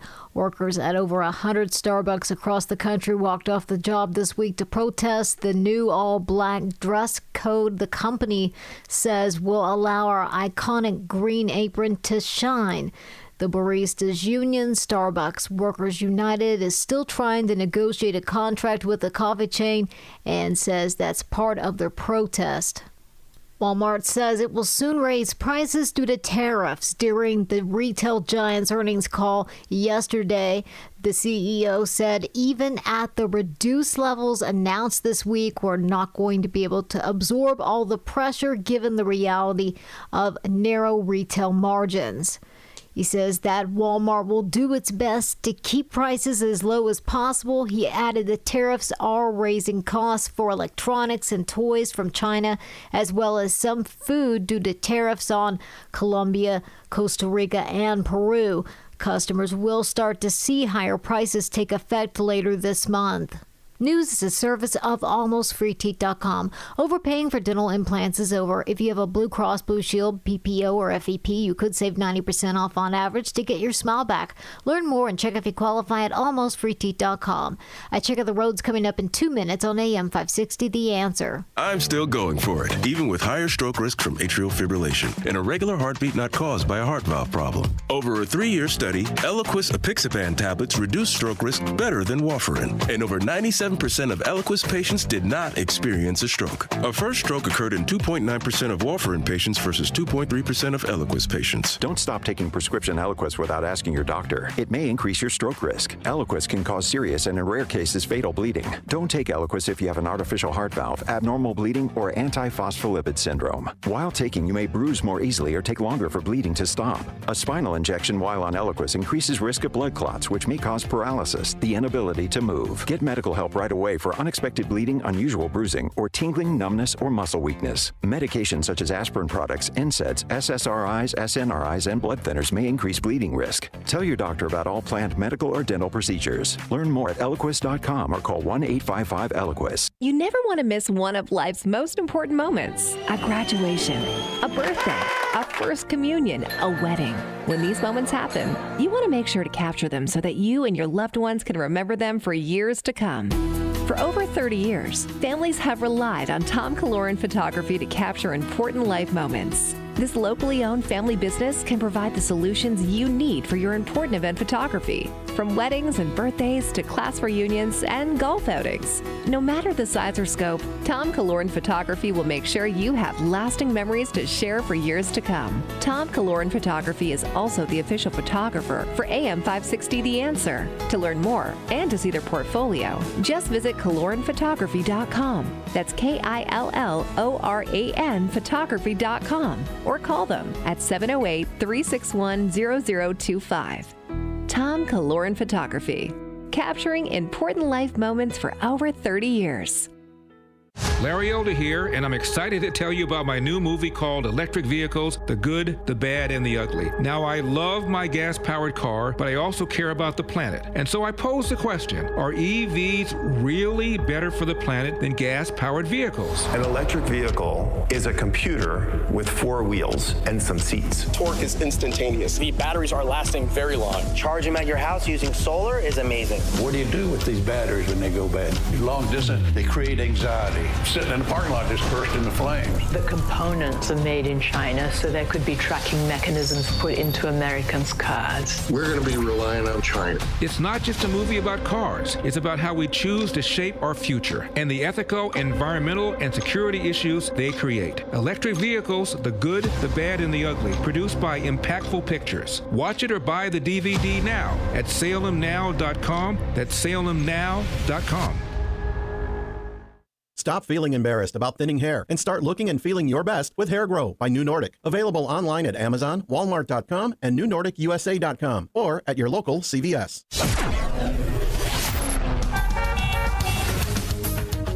From the Team Hawkwork Traffic Center, I'm Nikki Whaley. On the Edens inbound from Lake Cook to Montrose, 17 minutes. On the outbound side, 13 minutes. On the inbound side of the Kennedy from Montrose to the Burn Interchange, 15 minutes. On the outbound side, about 17 minutes. On the Eisenhower inbound from Wolf to the Old Post Office, 23 minutes. Outbound, 19 minutes. On the Stevenson inbound from the Tri-State to Lakeshore Drive, 33 minutes. Outbound, about 27 minutes. This report is sponsored by Rocket. Rocket.com is the new home for all things home ownership. Whether you're buying your first home, finding your next one, or unlocking home equity to fund one of your dreams, there's only one destination that has everything you need to get started, all under one roof. Get started today at Rocket.com. Own the dream. Chicago's Morning Answer continues next, but now a check your forecast from the National Weather Service. Becoming windier and warm with sunshine today, a few clouds as well. Thunderstorm in spots this afternoon. Those storms could bring localized damaging wind gusts. The high 88. A breezy evening, otherwise partly cloudy tonight, the low 55. Breezy and cooler tomorrow. Times of clouds and sun, tomorrow's high 68. I'm Drew Shannon on AM 560, The Answer. Get the latest weather, traffic, and news updates online at 560theanswer.com. Now, from the Signature Bank Studios.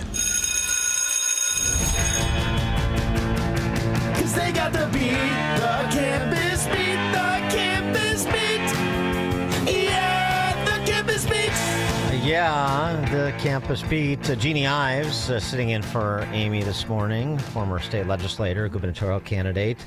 Now the principal at breakthrough-ideas.com and the host of The Real Story with Jeannie Ives, Sundays on these airwaves. Jeannie, you tell me about Graham Parsons and your alma mater, and I'll tell you about Jewish students on the campus of Evanston, on the campus of Northwestern, my alma mater. Yeah, well, I mean, the two places are significantly different. One of them is obviously a very liberal academic institution. The other one is literally supposed to train military leaders who fight and win our wars, and that means killing people. A lot different tenor there. But, West Point's gone woke. And, now we know exactly part of the reason, and it's because you've got professors like this Graham Parsons, professor of philosophy at USMA, and where he taught military ethics. And he's basically just said, I'm out of here now. It turned out to be easy once President Trump and Secretary Hegseth dictated what could and couldn't be taught at the military and its educational institutions. He writes in this New York Times essay that it was only, the military academy at West Point has abandoned its core principles, he says. Once a school that strove to give cadets a broad-based, critical-minded, nonpartisan education they need for careers as Army officers, suddenly eliminated courses, modified syllabuses, and are censoring arguments. Well, the courses that he's upset that they're getting rid of include topics in gender, history and race, ethnicity and nation, an English course on power and differences. The sociology major was dissolved, and a Black History project at the history department was disbanded. I mean, but this guy's a civilian professor, and that's part of the problem. I seriously cannot remember ever having a civilian professor, and now you've got way too many civilian professors there, and they've turned the military academy into a version of Northwestern, and it's not served us well at all. And so there's a group of us that have been on it. In fact, I went to D.C. to meet with congressmen about what we call the Duty Honor Country Commission, and it's a deep look into the academies and where they've gone wrong and what needs to be changed, because they have gone wrong. They have created a whole woke environment there. And just Trump's order is not going to be enough. You have to find out, how did Parsons ever get in that position to begin with? We need a deep dive into this, because we're not there just to educate, folks in engineering and math and science. We're there for military readiness. And fortunately, people are pushing back. And Doug Filippone wrote in the Wall Street Journal, he got an op-ed posted. He said, Mr. Trump's order aligns West Point with its mission, refocusing education on military readiness and not divisive ideological debates. In an era of global threats, the Army needs warriors trained to execute civilian orders, not academics exploring intellectual trends. That's exactly right. Now, I was so upset about it after I saw some of the stuff that was going on in my son's class when he was a plebe. They had Caroline Randall Williams in there saying that, she wrote a whole screed about her body as a testament to the white supremacy of slavery. And they had her in front of them. She also wrote divisive comments about how Republicans are the party of, white supremacists. And I was like, you know what? I just ran for election as a Republican. You have this lady in front of my son who's a cadet there saying this garbage, and there's no alternative view at that time. This was in 2020. And so I wrote to them, heard nothing back. And so we know that this has been going on. I went to their diversity and inclusion conference. It was a total joke. And it could have just fit right in at Northwestern, quite frankly. So we need a deep dive. And it starts with getting rid of people like Parsons and restoring to West Point what it really needs to be. And the bottom line is, we need to know who hired these people, who's been checking up on them. We need a deep dive into the academies about where they have gone wrong and how they have gotten so off track in terms of turning out warfighters. You mean like by having mandatory seminars for officers in training entitled Understanding Whiteness and White Rage? Yeah. Is that an example of what you mean? That they're cloaking themselves in academic freedom, as they're wont to do, the people that crowd out opposing viewpoints and sacrifice them on the altar of diversity, equity, and inclusion. But it's particularly noxious at West Point because, as you say, it's not a traditional academic institution. It has a much more specific mission, and it needs to be much less accommodating to sort of fashionable ideas that have nothing to do with the core mission. Yeah, so I mean, maybe they substituted in one of his race and gender ethics discussions and got rid of an entire semester of military history. They got rid of an entire semester of military history. You have a whole year of history of the military art, that's what they call it. And they got rid of an entire semester at their premier military leadership institution in the world.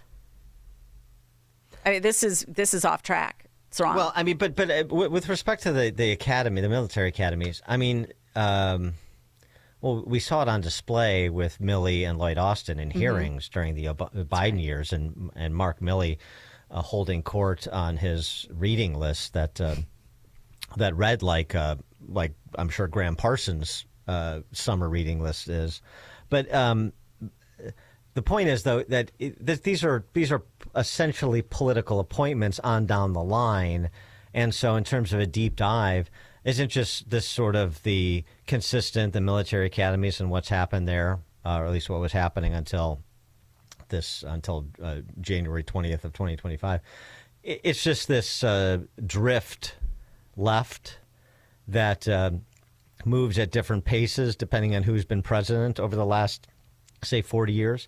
But it's just been a slow and steady drift left with our culture, and the military academies are not insulated from that. Not at all. They're not insulated from safe spaces. They're not insulated from the whole renaming stuff. I grew up, I lived in Lee Barracks for 3 years. Nobody had a problem with it. Lee Barracks is renamed. So and the worry now, though, is that you have a whole generation of high schoolers who grew up under this sort of woke culture and, non-confrontational ideas about everything's accepting, everybody's okay, you can have your own truth, and you can't come into military academy with that type of attitude when there are hard truths when it comes to war fighting and ethics, and you got to be a killer out there, and so that's a concern. And we've been watching this play out over the last several months, culminating with the Supreme Court's decision on the trans ban. It's the same story. Yeah, no, there's no doubt about it. I mean, and then look, you also had a number of graduates. Actually, only about 300 graduates signed a letter saying that they don't believe that trans should be banned from the military.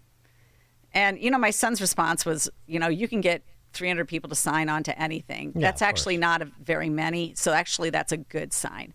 And I would say, for the most part, a lot of what West Point is doing is absolutely right. But you can't inculcate any of this wokeness. You can't go down that path at all at that military institution.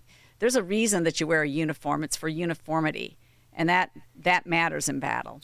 Well, right. And here's the thing. Nobody is prohibiting you from reading White Fragility if you want.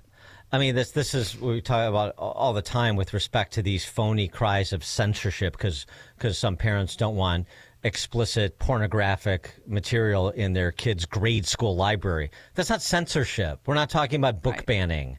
We're not talking about prior restraint of someone's right to publish information you may find prurient or of no literary value. Go ahead. But there are time, place, and manner restrictions that are consistent with First Amendment jurisprudence that everybody knows. Well, everybody should know. They don't know it because they run around like ignoramuses yelling, censorship, censorship. It's not. You can do whatever you want, but as an institution, this is going to be our curricula. And by the way, when you figure out a curricula, when you put together a syllabus, the things that are included are not going to be exhaustive for any topic under the sun. Of course, they're not exhaustive.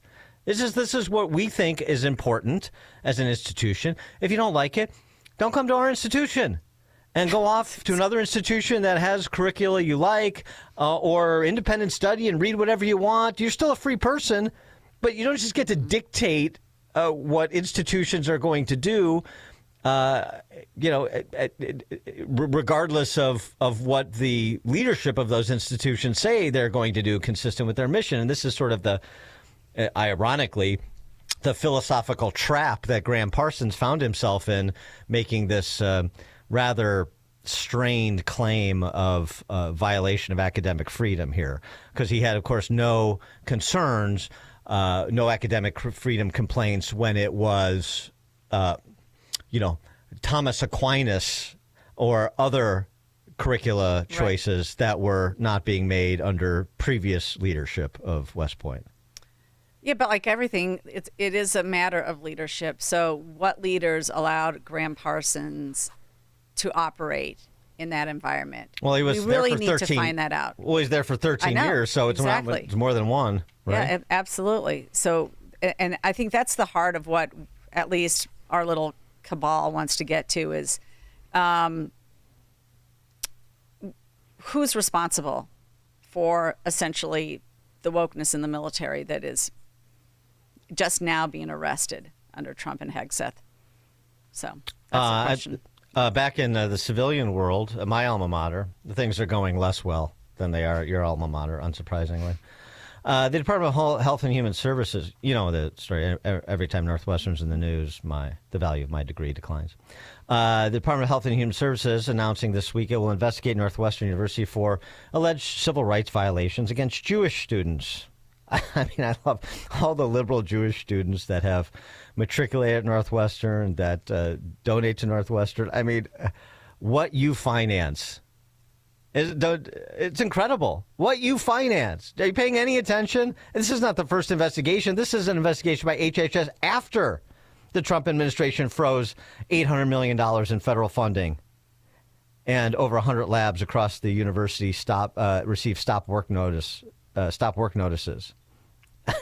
This is in addition to the Department of Education launching an investigation of the university for Title VI violations against Jewish students, coming from all angles, and it can't come fast and hard enough. Yeah. I'm going to talk about the leadership of institutions. I mean, this shill character is the university president, who got more attention when he fired Patrick Fitzgerald than when he suborned anti-Semitism on campus. It's just, that's just a cultural commentary in and of itself. But, I mean, the Northwestern has behaved no different than the Ivy League, no different than NYU. Did you see what happened at NYU at their graduation? I mean, this is not unusual. It's indicative of what the left does. Any institution where they have some control or the perception of control or enough of a mob to essentially seize control, any platform they have, they will use. And where are those voices rising in dissent? Where are those people that prattle on about being their brother's keeper actually acting in furtherance of that disposition? This guy, Logan Rossos, the NYU student speaker at graduation. Now, when you hear the tangent he goes on, he had to present his remarks. He presented his remarks to the school, and then he did something very different, and now they're withholding his diploma, and now he's a cause celeb because they're withholding his diploma. He was so courageous to use his 2 minutes at the podium to prattle on ignorantly about the Middle East. But here's the thing about this. Logan Rossos, this is like the last paragraph in a New York Times piece on this, identifies as a gay black trans man. Good grief. Gay black trans man. Here he is. I've been freaking out a lot about this speech, honestly. And as I search my heart today in addressing you all, my moral and political commitments guide me to say that the only thing that is appropriate to say in this time and to a group this large is a recognition of the atrocities currently happening in Palestine.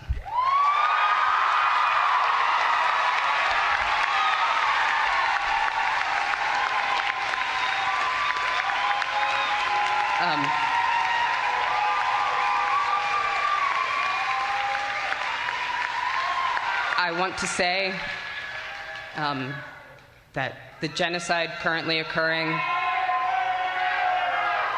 is supported politically and militarily by the United States, is paid for by our tax dollars, and has been live streamed to our phones for the past 18 months. And that I do not wish to speak only to my own politics today, but to speak for all people of conscience, and all people who feel the moral injury of this atrocity.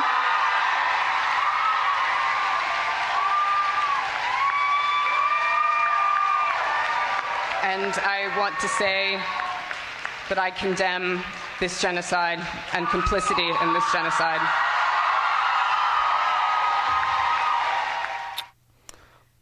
Is he auditioning for David Hogg's position? Yeah, right. You know what? He'd fit right in with the Marxist Palestinian people down in Orland Park who ousted the best mayor in Illinois, Keith Pekow, because he wouldn't do a resolution on a ceasefire. You know where he wouldn't fit right in? You know where he wouldn't fit in? Where? Gaza. Gaza. Yeah, that's right. Yeah. Good point. Gay, black, trans man. Mm-hmm.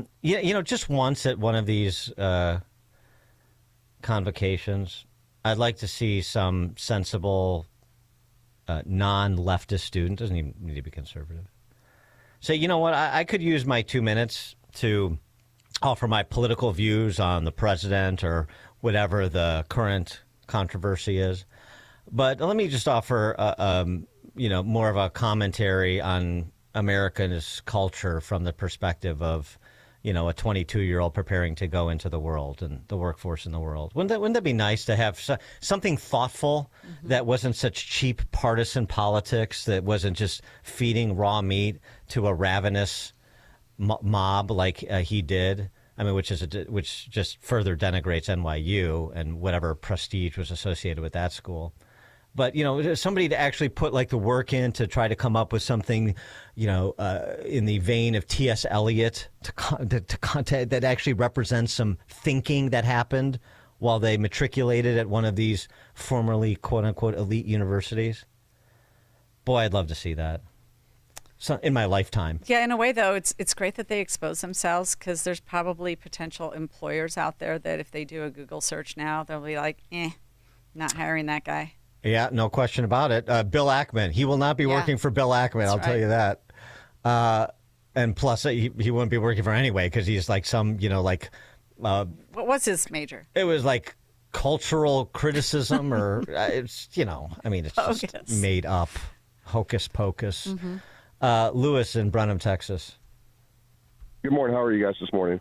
Good.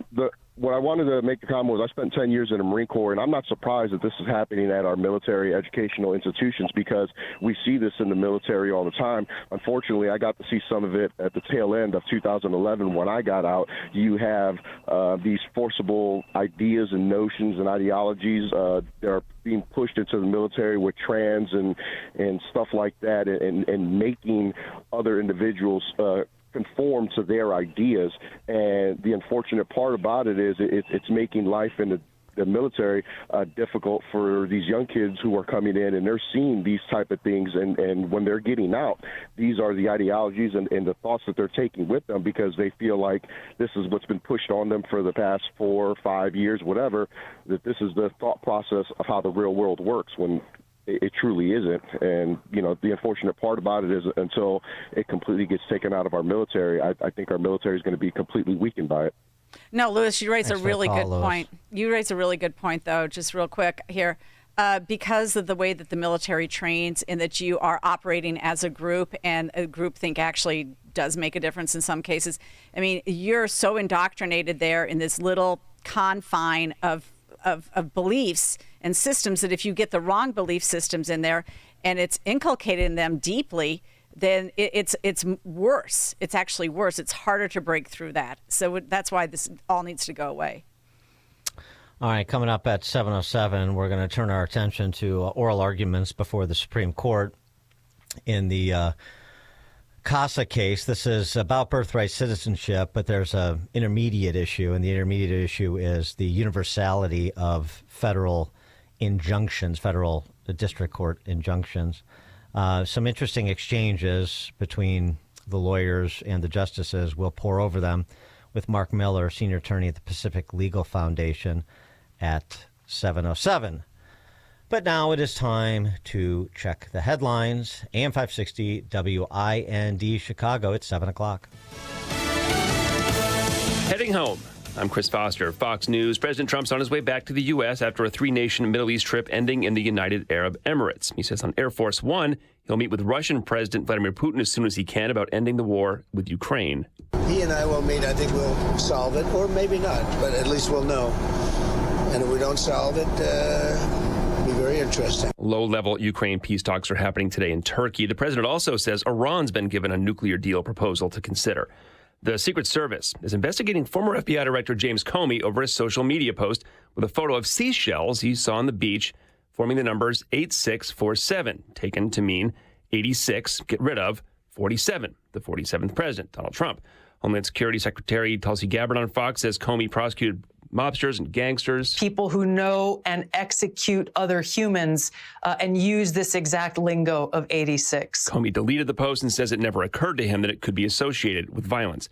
A Supreme Court decision is expected by late June or early July, near the end of the term, whether lower courts have the right to block President Trump's order ending birthright citizenship. Justice Samuel Alito questioned the wisdom of nationwide injunctions. And the practical problem is that there are 680 district court judges, and they are dedicated and they are scholarly, and I'm not impugning their motives in any way, but sometimes they're wrong. Justice Elena Kagan asked the U.S. Solicitor General, if nationwide injunctions aren't the way to go, what is? Does every single person that is affected by this EO have to bring their own suit? Justice Thomas noted the increasing use of such injunctions, discovering they hadn't even been used until the 1960s. Jessica Rosenthal, Fox News. An audit in Maryland finds at least 36 deaths in police custody should have been classified as homicides. It looked at the 17 years when Dr. David Fowler was the state's chief medical examiner. America's listening to Fox News.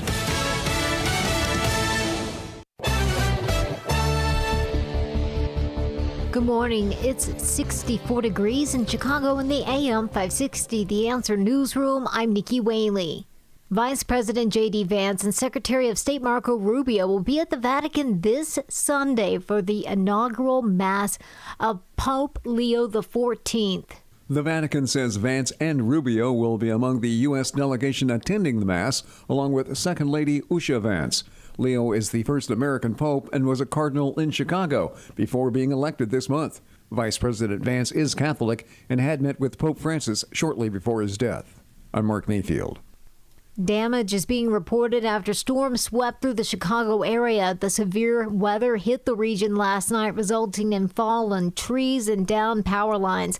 Thousands of power outages were reported, and a ground stop was issued at O'Hare Airport due to thunderstorms. There were no reports of tornadoes. Chicago's coming off a record-breaking day of warm weather. The National Weather Service says temps reached 93 degrees in the city yesterday, setting a new record for May 15th. That tops the previous record of 91 degrees set back in 1961. And Chicago aldermen will be discussing a possible settlement related to former Mayor Richard M. Daley's infamous parking meter deal. City attorneys are recommending the city council approve a more than $15 million payout to 3 long-standing disputes with the company that owns the meters. Chicago Parking Meters first took legal action against the city last year, claiming former Mayor Lori Lightfoot's administration violated the parking meter deal by temporarily suspending parking meter enforcement at the start of the COVID pandemic. News is a service of Anthony DeGrotto State Farm. Guest contributor to Get Down to Business with host Shalom Klein, heard Sunday at 6 p.m. Hear why Anthony's team is like a good neighbor. State Farm is there. Check out the roads coming up in 2 minutes on AM 560 The Answer. Your business is under attack 24 hours a day, 7 days a week. It's a fact. Small businesses are the low-hanging fruit. You may think you're protected, but you're vulnerable in many ways, and cyber attackers actively prey on small businesses. But Turnkey can protect you. Turnkey is the key to cyber protection. Turnkey has a quick and efficient 12-point evaluation to determine if your business, your profits, are at risk. And right now, for a limited time, Turnkey is offering the first month of service to all new customers free. Peace of mind, free. It includes all Microsoft licensing, antivirus, anti-malware, and completed data backup both on-site and off-site, plus help desk support. Don't leave you, your employees, and your customers vulnerable. Talk to Turnkey. Visit turnkey.pro. 3 decades of experience. That's turnkey.pro. Turnkey, the champion of small business. You've likely heard about Relief Factor and how so many people enjoy a better, more pain-free life because of it. If you're dealing with everyday pain, it makes sense you'd want to try it first. Well, Relief Factor makes that pretty pain-free too, with their 3-week quick start for just $19.95. An easy, affordable way to see how it could literally change your life. Relief Factor is a daily supplement that fights pain naturally. Developed by doctors, Relief Factor doesn't just mask pain temporarily. It helps reduce or eliminate pain. In fact, the longer you take it, the more effective it is. Trying it couldn't be easier with their 3-week quick start for only $19.95. That's less than $1 a day. And it just takes a phone call. 1-800-4-RELIEF. That's 1-800-4-RELIEF. Wherever you're having pain, every day you feel better is a day you live better. Try Relief Factor's 3-week quick start today. Visit ReliefFactor.com or call 1-800-4-RELIEF. That's 1-800-4-RELIEF. Now, don't get suckered into the same old free phone game by Big Wireless. That comes with a lot of fine print, plus. Oh, in other words, you pay more. At the end of the day, you paid for that, quote, free phone 3 times over. There is a better way. Pure Talk, my cell phone provider, a veteran-owned company, my sponsor, my wireless company, has a much better offer. A free phone with a qualifying plan for just $35 a month, and you get a brand new Samsung Galaxy A26. Just make the switch to Pure Talk for $35 a month. You get unlimited talk, unlimited text, 15 gigs of data with mobile hotspot and roaming, all on America's most dependable 5G network. Just dial pound 250, say the keyword Pure Talk, and Pure Talk's U.S. customer service team will help you make the switch in as little as 10 minutes. Again, just dial pound 250, say the keyword Pure Talk for your free Samsung Galaxy with qualifying plan when you make the switch to Pure Talk. Wireless by Americans for Americans. From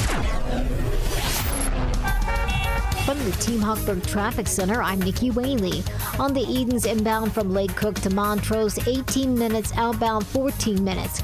On the Kennedy inbound from Montrose to the Vernon Interchange, 20 minutes, outbound 29 minutes.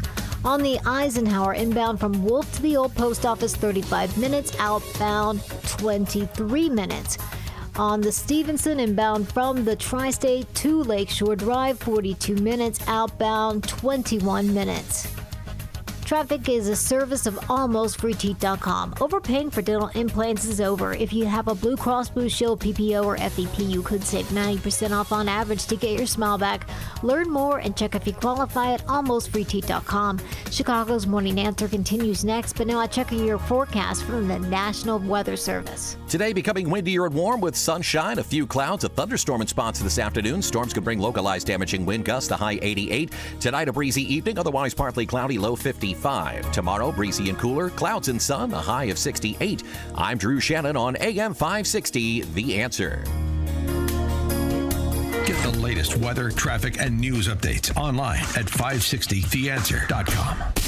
Now, from the Signature Bank Studios, this is Chicago's Morning Answer with Dan Proft and Amy Jacobson on AM 560, The Answer.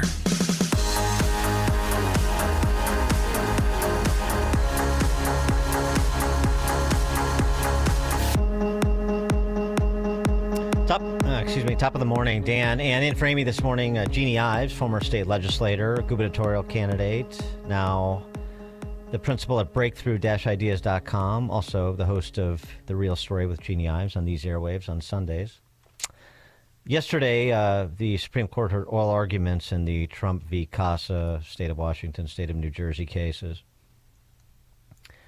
This is against the backdrop of Trump's executive order on birthright citizenship. But what the court is taking up is the issue of the universality of preliminary injunctions issued by federal district courts. That's the debate that has been raging about the scope of authority that federal district court judges have, such that it encourages forum shopping by political and policy opponents of a particular president to stop what he can, to stop or at least slow down what he can do. Maybe some cases legitimately, maybe in other cases not legitimately. But should every single federal district court judge have that sort of sweeping power, more power than the president? You know, the meme was going around Trump decided to step down and appoint himself to be a federal district court judge, so he has more executive authority.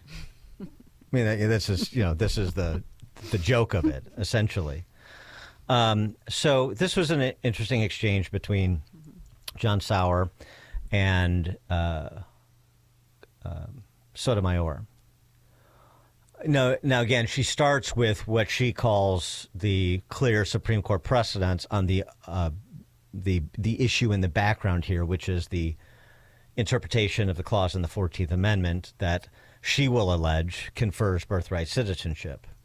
And thus she's saying this is so obviously unconstitutional, Trump's executive order, that how do we allow this to stand in such a way that it has to be pursued by plaintiffs with standing, and maybe you gather them into a class, but in the meantime, people are having their constitutional rights infringed upon. This is her argument. And she uses the analogy of, well, a president comes in and he says there's this terrible problem of endemic gun violence, so I'm banning gun ownership nationally. And would you have to go through that same process in order to reestablish individual Second Amendment right to self-protection among 350 million Americans? I don't think it's quite analogous, but we'll get to that. Let's hear the exchange. The president is violating not just one, but by my count, 4 established Supreme Court precedents. We have the one ARC case where we said fealty to a foreign sovereign doesn't defeat your entitlement, your parents' fealty to a foreign sovereign doesn't defeat your entitlement to citizenship as a child. We have another case where we said that even if your parents are here illegally, if you're born here, you're a citizen. We have yet another case that says even if your parents came here and were stopped at the border, but you were born in our territory, you're still a citizen. And we have another case that says even if your parents secured citizenship illegally, you're still a citizen. So as far as I see it, this order violates 4 Supreme Court precedents. Yeah, and you are claiming that not just the Supreme Court, that both the Supreme Court and no lower court can stop an executive from universally from violating those holdings by this court.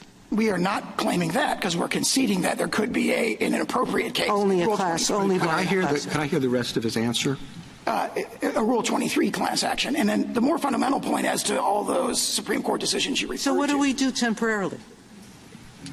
Temporarily, the court may issue, the lower courts may issue injunctions that remediate the injuries to the plaintiffs that appear before them. Lower courts, in appropriate cases, may certify class action.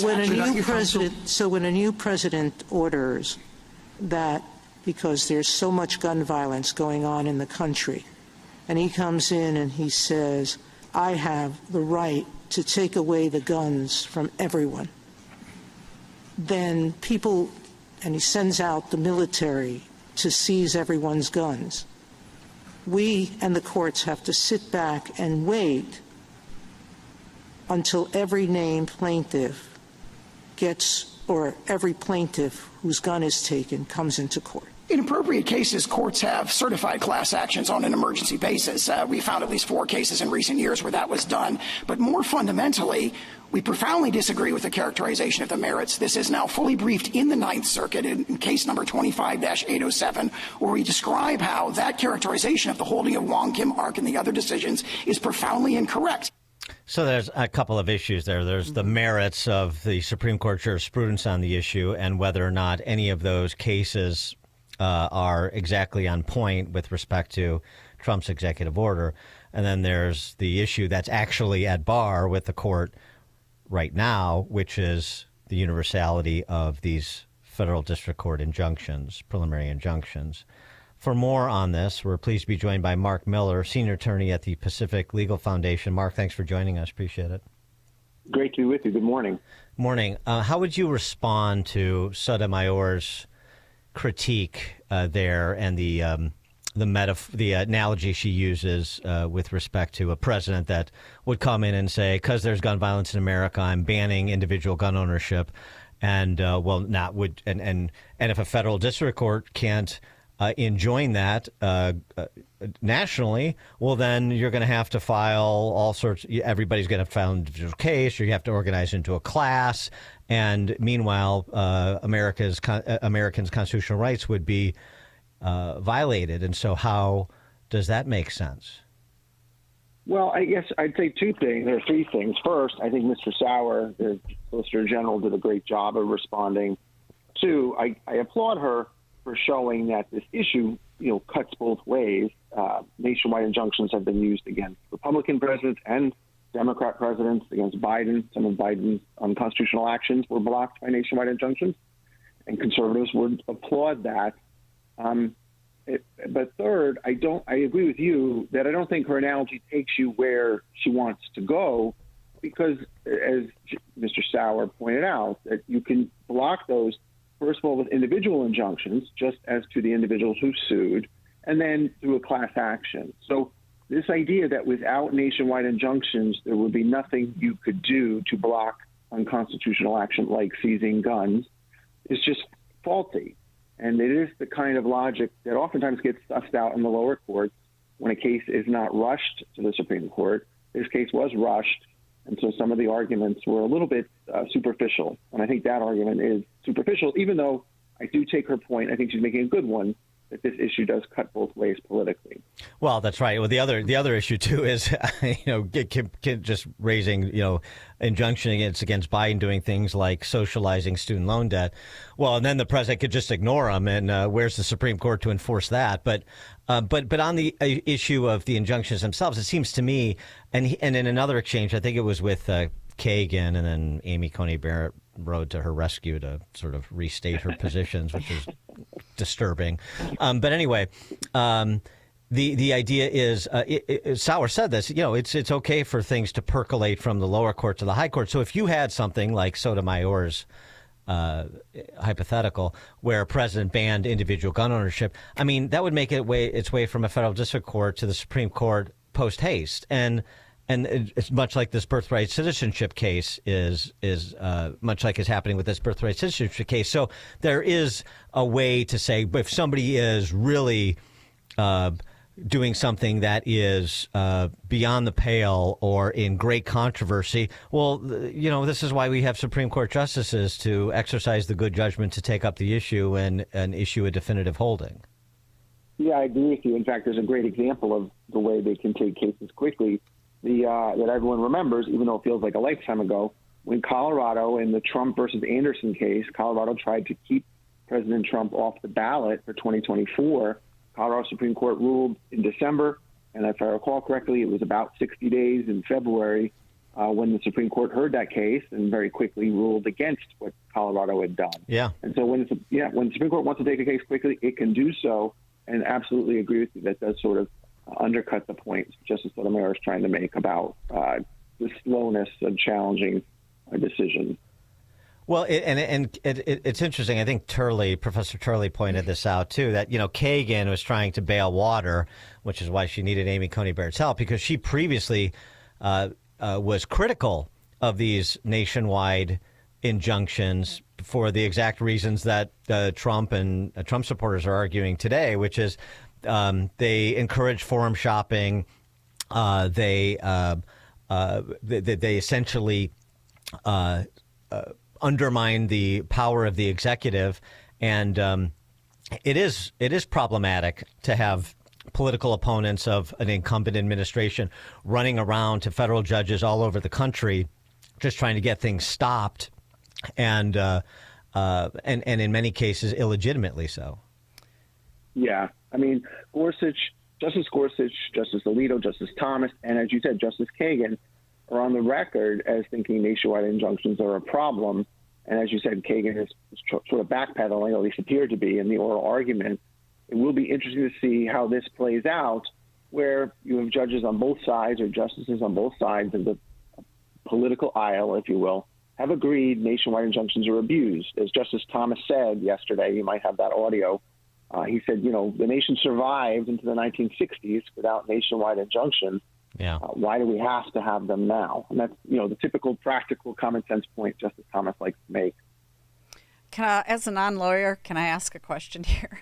Please. All right. I'm just a little bit confused because the arguments have largely been about this nationwide injunction issue, and this is a birthright citizenship case. So when the court comes and makes their determination, is it going to be about nationwide injunctions, or is it about birthright citizenship, or are we going to get a decision on both issues?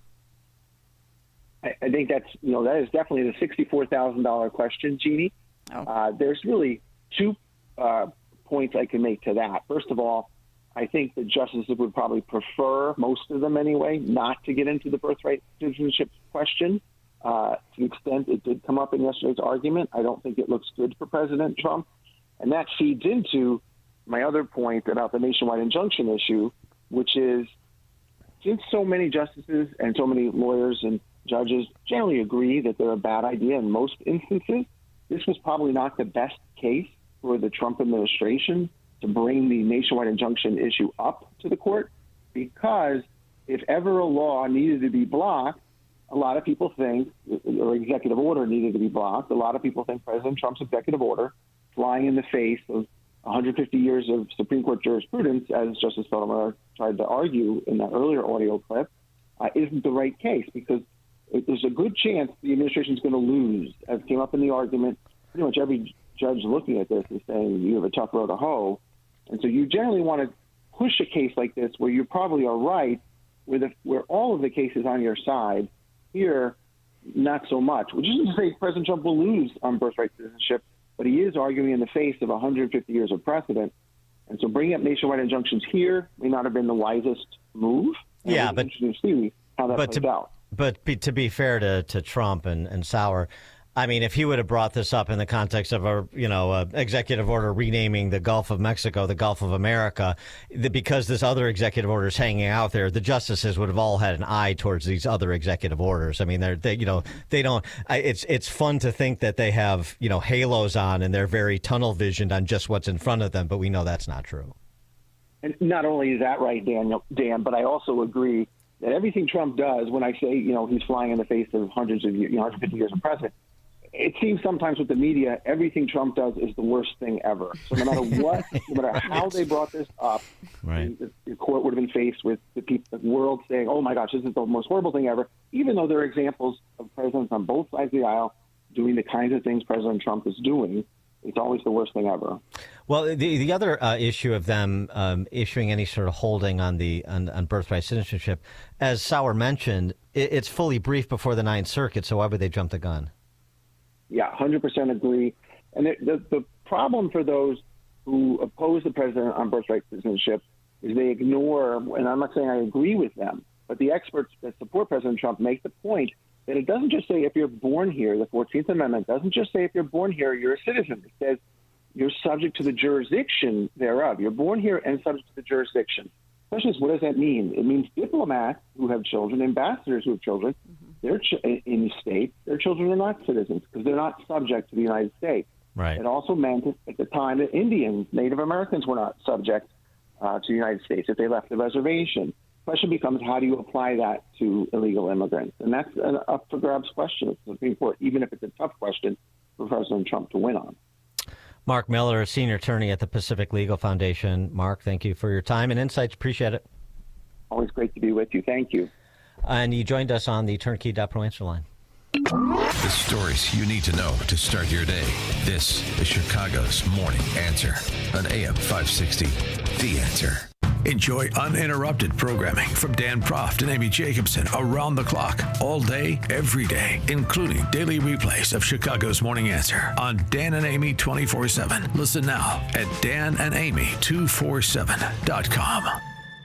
Come hungry to Scott Tucker Solutions Night at Portillo's, benefiting the Chicago Police Memorial Foundation. Join us Thursday, May 22nd from 5 to 8 p.m. at Portillo's in Niles at 8832 West Dempster Street and use the cashier code Portillo's20. The night's bill is on Scott Tucker, and you eating free Portillo's helps support the families of fallen and disabled Chicago police officers and their families via the Chicago Police Memorial Foundation. Enjoy your favorites, hot dogs, Italian beef, and chocolate cake.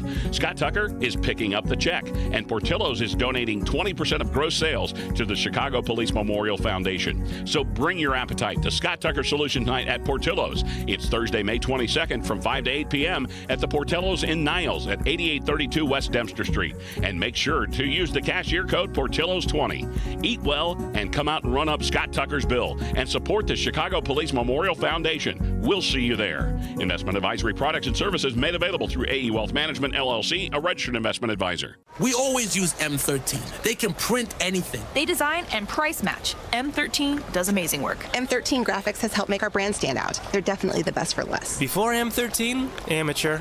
With M13, we look awesome. M13 Graphics, Chicago's leader in full-color design and printing. Set your business up for success with exceptional print products, turned around in just 24 to 48 hours. Business cards, postcards, posters, banners, brochures, apparel, you name it. M13 will design and print nearly anything for your business. They have the right people in place and a reputation that keeps customers happy and coming back for more. They're a Chicago company that embodies the idea of business integrity. They live it every day. After all, in this country, you're free to do business with who you choose. Respect that freedom. Choose the best. For speedy turnaround, excellent service, and the best pricing in Chicagoland, choose M13 Graphics for all your design and printing. Online at M13.com. Visit M13.com or call now, toll free, 877-M13-1913. That's 877-M13-1913. All right, for over 8 years, our good friends at QC Kinetics have been changing lives. They're the nation's leader in non-surgical relief for joint pain. 50,000 satisfied patients, and you can be next. People with knee, back pain are now living pain-free. If you have shoulder and hip pain, gone. This is remarkable, folks. Using regenerative cell therapy to restore tissue in your achy joints. Now, these are biologic growth factors with robust healing properties, carefully and strategically placed in your joint. It's a powerful and potent way to give your joints new life and repairing old tissue. The best part is there's no drugs, there's no surgery, there's no downtime. It's an all-natural option with lasting relief. Imagine doing the things you enjoy this summer. It's going to be 90 degrees today. Get out and enjoy. But if you can't because of chronic pain, then just call our good friends at QC Kinetics. They'll walk you through the process. It is a free consultation, so you have nothing to lose. The number to call to schedule your free consultation, 312-809-5955. That's 312-809-5955. Again, 312-809-5955. Signature Bank is Chicago's fastest growing independently owned business bank. It's a bank where relationships still matter. I'm Dan Proft, and I know this because Signature Bank is my business bank. Hi, I'm Tony Dreyfus, founder and president of Metropolis Coffee Company and a proud new customer of Signature Bank. We're a 19-year-old specialty coffee roaster located in the heart of Chicago. Some of your favorite restaurants and cafes serve our coffee. As a small business manufacturer, we understand the importance of working with the right bank, and that's why we made the move to Signature Bank. We were tired of the impersonal service that our large bank had provided. A friend referred us to Signature Bank, and their team was on site to understand our operations firsthand. They provided us the working capital to continue our successful business operations and to fuel our ambitions for innovation and growth. We now have the flexibility to grow at our own pace. That personal touch, you can't find that at a large bank, but we found it at Signature, and we can't thank them enough. Signature Bank helps local businesses succeed. Let Signature Bank turn your business vision into reality. Visit signaturebank.bank. Member FDIC, equal housing lender. Attention American homeowners, you're under attack. Your home and equity could be vulnerable to cyber thieves. There's only one company that completely stops them, and that company is Equity Protect. Equity Protect prevents any attempts to steal your home, equity, and ownership 24/7.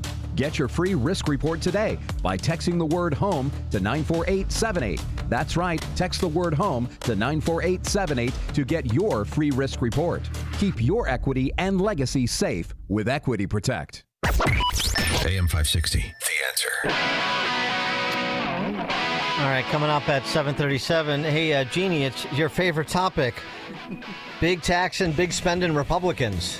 Oh, my gosh. We're going to talk to Steve Moore about how things are shaking out with that big, beautiful bill that we anxiously await. That's 7:37. Now we check the headlines. Good morning. It's 64 degrees in Chicago in the AM 560 The Answer Newsroom. I'm Nikki Whaley. Vice President J.D. Vance and Secretary of State Marco Rubio will be visiting the Vatican this Sunday for the inaugural Mass of Pope Leo XIV. The Vatican says Vance and Rubio will be among the U.S. delegation attending the Mass, along with Second Lady Usha Vance. Leo is the first American pope and was a cardinal in Chicago before being elected this month. Vice President Vance is Catholic and had met with Pope Francis shortly before his death. I'm Mark Mayfield. Energy experts say the best temperature to keep your thermostat this summer is 78 degrees. The Department of Energy recommends keeping your home warmer than usual when you're out of the house to avoid unnecessary energy costs. And utility companies across the U.S. are recommending 78 degrees Fahrenheit as the ideal temperature. The DOE also recommends vacuuming the dust out of your air vents and weather stripping your house to keep the cool air from leaking out. I'm Tammy Trujillo. One baby's rare and life-threatening genetic condition is being fixed by gene editing. It's the first time the process has been effective. With gene editing, doctors in Philadelphia were able to at least partially reverse the baby's condition, who was born with a liver mutation. News is a service of Quick Delivery Service. Make Quick Delivery Service your personal ground crew anytime, anywhere, any place. When you need to move your shipment or freight, Quick Delivery will get it there. Get a quote in advance and eliminate any surprises at quickdelivery.com. A check of the roads coming up in 2 minutes on AM 560 The Answer. It's almost time once again for the annual AM 560 Golf Outing, presented by Signature Bank. And this year, AM 560 is proud to partner with the Tunnel to Towers Foundation to help them support America's first responder and military heroes, including homeless veterans, and to help America never forget 9/11. This year, our golf outing is happening on Wednesday, June 18th at McRae Memorial Golf Club in Barrington. When you purchase a foursome to join us, you'll enjoy a full day of golf, meals, an awards reception, and a silent auction. And if you're a business owner, when you purchase a foursome, you'll also receive an AM 560 marketing campaign, which includes 25 one-minute commercials to air on AM 560 Monday through Friday between 5 a.m. and 8 p.m., and a free digital marketing analysis. Reserve your foursome today at 560theanswer.com/golf. That's 560theanswer.com/golf. Sponsored in part by Quick Delivery Service and by State Farm Insurance Agent Anthony DeGrotto.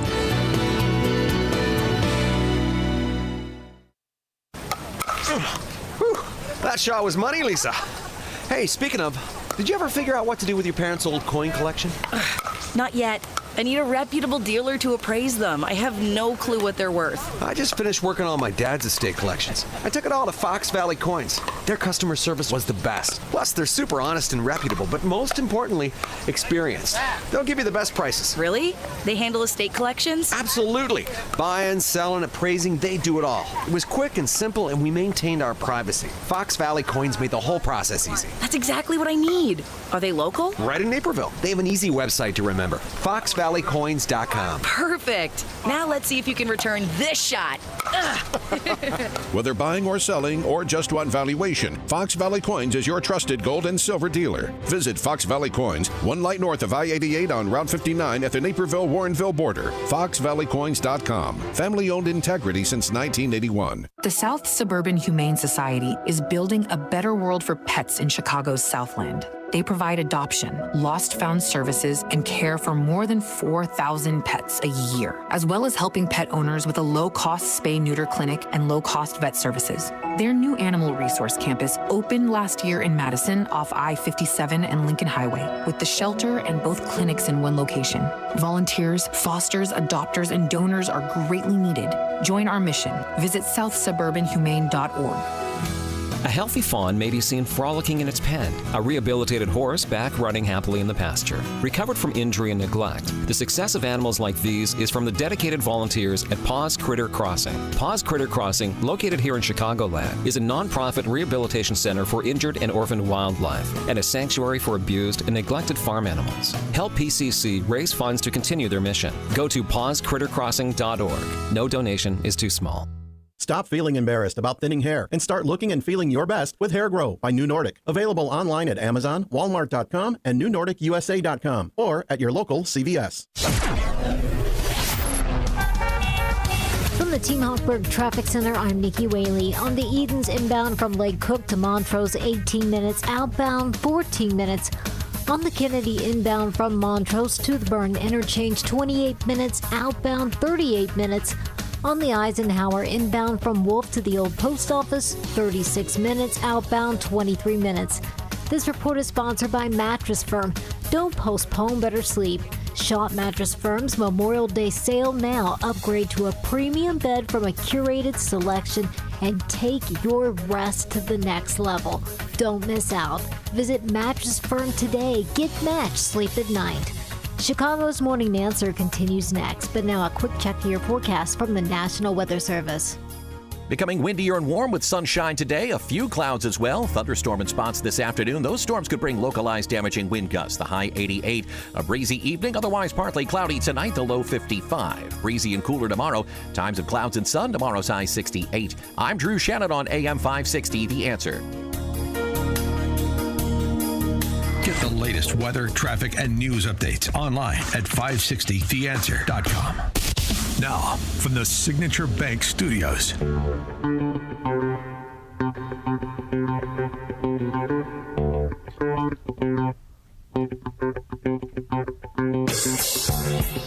Top of the morning, Dan. And in framing this morning, former state legislator, gubernatorial candidate Jeannie Ives, now the head of breakthrough-ideas.com. Also the host of The Real Story with Jeannie Ives, Sundays on these airwaves. Jeannie, I'm thinking about asking Jim Comey to take out his seashells again and fashion some messages in the direction of certain House Republicans. Kim Strassel reporting on the big, beautiful bill that's forthcoming. The current House GOP standoff boils down to the usual, to spend or not to spend. The initial demands that required House leaders to set a pathetic target of $1.5 trillion in spending cuts over the next 10 years. Yeah, $1.5 trillion over the next 10 years. Allowing the Joe Biden spending boom to stand and grow. Then they proceeded to throw up roadblock after roadblock in the way of even that $1.5 trillion over 10 mark. Congress remains littered with their red lines. No reining in Obamacare's Medicaid expansion. No messing with prior quote-unquote infrastructure spending. No serious overhaul of food assistance. No starting any real reform until 2029 so that lawmakers have time to roll it back. To add injury to entitlement, Strassel continues, they're demanding that any money saved be earmarked for, over their objections, be earmarked for their voters. And she's talking about this small group of blue state Republican legislators that are trying to hold the caucus hostage to increase the SALT cap on state, the deductibility of state and local taxes. It's already been increased by 3x, and that's not good enough. It's a joke. Hey, Trump needs to come back ASAP, get back from the UAE, stop the foreign tour, and put this to rest. This, to me, will be a defining outcome of his entire presidency. It could determine the 2026, and I'm not talking about giving wealthy New Yorkers a giveaway. I'm talking about listening to his Trump base who wants the spending to stop. It's a real test right now. David Harsanyi had a good rejoinder to this Politico headline, too. House Republican tax cuts cost $3.7 trillion, forecasters say. Harsanyi over at the Federalist has pointed out, actually, not spending doesn't cost anything. Only spending has a cost.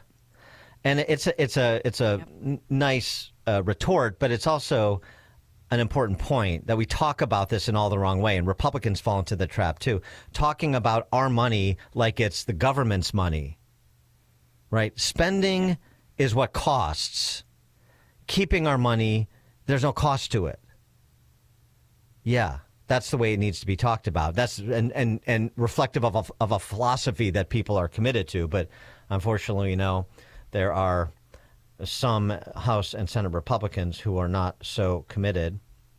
For more on this topic, we're pleased to be joined by Steve Moore, economist, author of Trump 2.0, the plot to unleash prosperity again, or whatever. I'm so sideways with what's going on in this big, beautiful bill. Steve, thanks for joining us. Appreciate it. I'm sure everybody's going to run out to the bookstores and buy it. It's called The Trump Economic Miracle. The Trump Economic Miracle and the plan to unleash prosperity again. Yes, of course. Yeah. Well, that plan is in real jeopardy right now, it would seem. That's right. Well, look, I'd give this plan maybe a B- that came out of the House. And look, grading on a curve. Doing a lot of. Am I grading on a curve here? Well, it's Chicago. Come on, that's what we do in Chicago. We grade on the curve. It's so frustrating. It really is, and I feel your pain. I mean, there is no reason for any state and local tax deduction. There's no reason somebody should be able to deduct their state and local taxes from their federal taxes. All that does is encourage cities like Chicago and states like Illinois to spend, and tax, because you can write it off your federal taxes. It's not fair to people who live in low tax states. And listen, if you have a problem, I know a lot of your listeners are in the Chicago area. If you have a problem with how much your taxes are in Illinois, then don't take it up in Washington. Go to Springfield. Go to the Chicago City Hall and do something about it. Chicago spends, twice as much per person as most cities do. Where the money goes, no one knows. And so all we're doing is basically rewarding states and cities for wasting money. So incidentally, when we wrote as you know, Larry Kudlow and I wrote the very first version of the Trump tax bill in early 2016 when Trump first started running for president. And one of the things we insisted on, and that when we talked to Trump about that bill, is just get rid of as many of these deductions and loopholes as possible. And let's get rid of the state and local tax deduction. Now, we didn't get rid of it. We capped it at $10,000. So anybody... You can deduct up to $10,000 of your state and local taxes off your federal taxes. I would have had it at zero. So then we compromised with these blue state Republicans, and there aren't that many of them left. And we said, okay, we'll double it. We'll double it to 20,000. And then they said no, we don't go for that. So then we said, we'll triple it to 30,000. They said no. They want to completely bring back. Some of these guys want $100,000 deduction. Now, how many people do you think actually have $100,000 of state and local taxes? Not a lot. And that's, who that is? It's rich people. So what the Republicans are doing is saying, we're going to give a big, big tax cut to the very richest people who live in Illinois, who live in New York, who live in California, New Jersey, and so on. It's unfair. It's bad policy. And Republicans should get rid of it. I want to mention one other quick thing, and then you alluded to this as well, Dan. And Jeannie, it's great to be with you, by the way. I don't know what you're hanging out with Dan for these days, but and that is that we can't even get rid of these Green New Deal things. We can't even get rid of the crap, the solar subsidies and the wind subsidies and the battery subsidies and all of this stuff. They won't even now. They're going to phase them out. How many times have we heard that? Oh God. Yes, right. That's the old Malcolm Wallop, right? When Malcolm Wallop, the senator from Wyoming, conservative, retired from Congress before the Gingrich revolution, so frustrated the party, he said, look, here's what goes on in D.C. If the Democrats introduce a bill to burn down the Capitol, Republicans would compromise and agree to phase it in over 3 years. That's true. Well, and it was Reagan who said the closest thing to immortality on this earth is a government program. Yeah, right. He's right. I mean, how can you not get rid of these programs? And we're running a $2 trillion deficit, and they won't even get rid of. They won't even pick the low-hanging fruit. Well, by the way, just one thing on that, the subsidies. Are we subsidizing these Chinese solar power inverters where there were rogue communication devices found in them too? We're going to continue that. We're going to subsidize Chinese Communist Party espionage through inverters on solar panels. I mean, it's like Babylon Bee.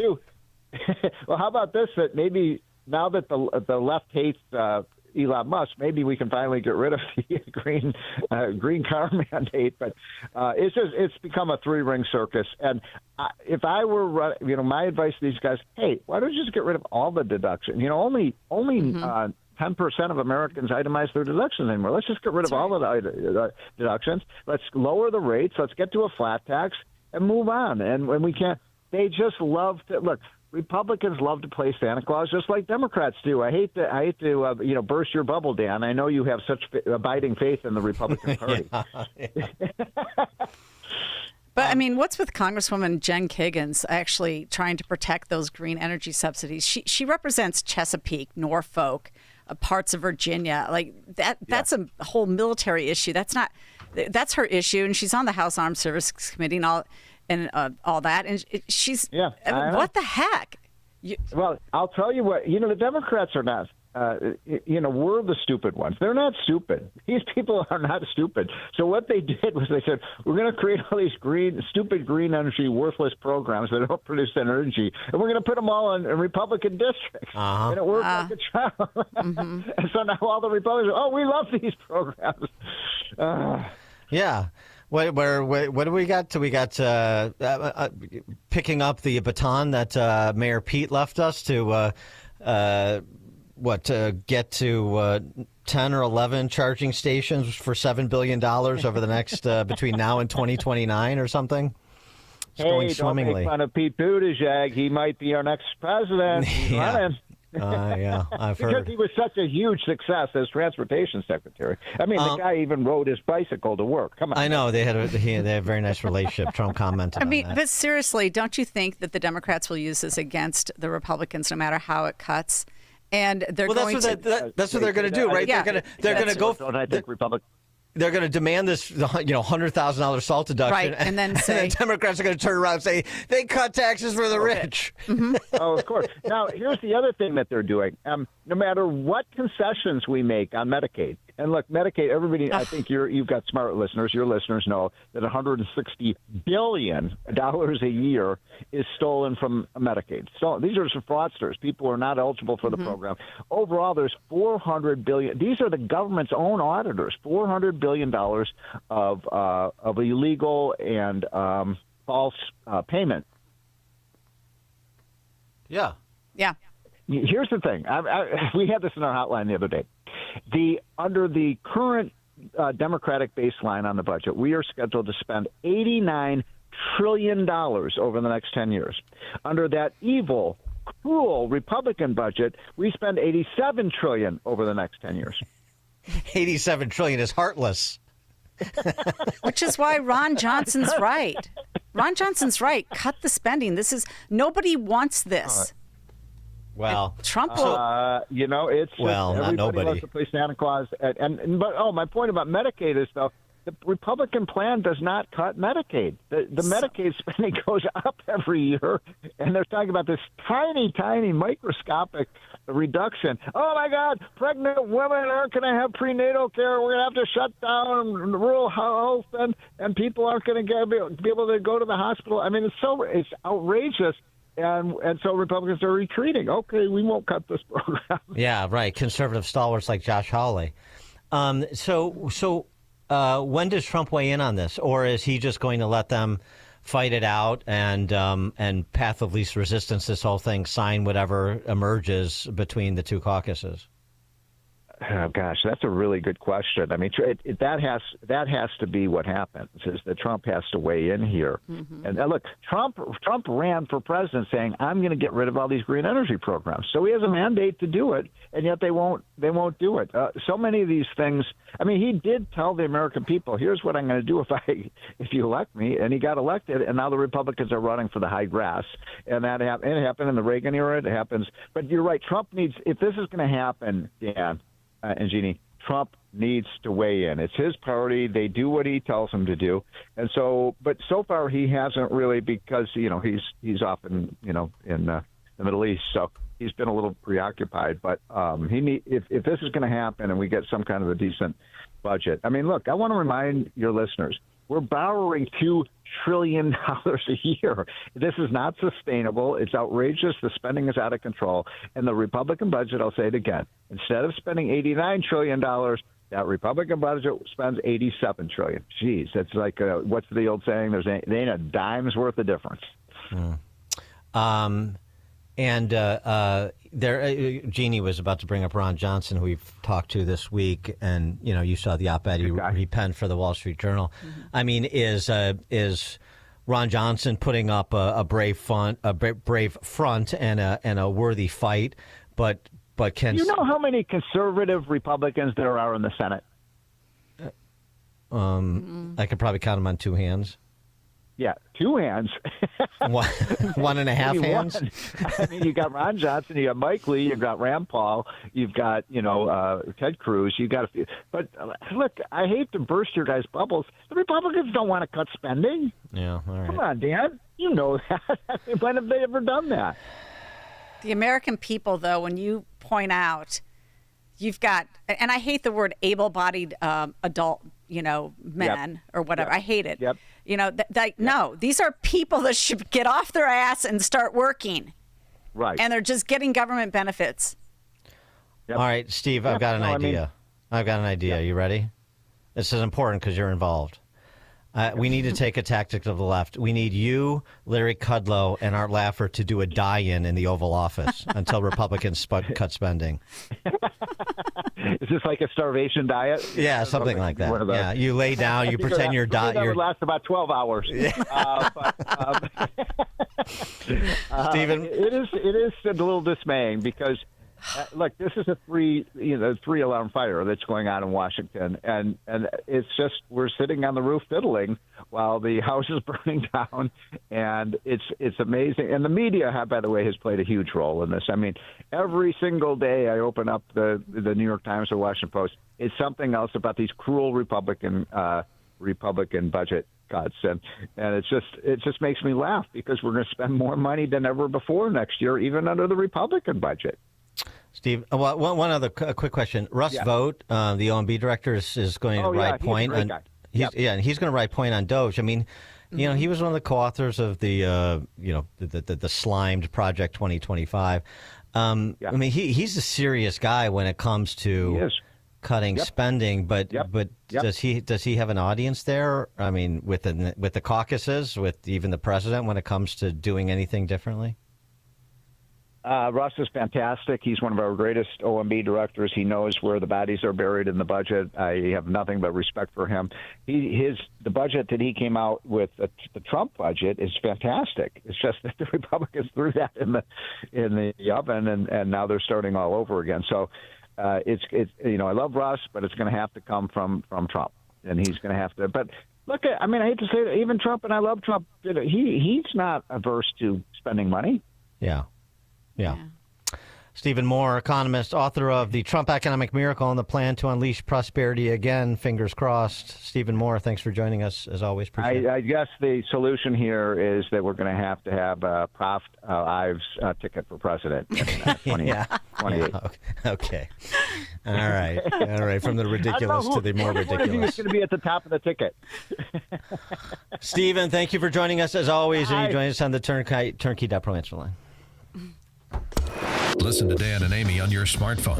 Download the AM 560 mobile app today at 560theanswer.com/mobile.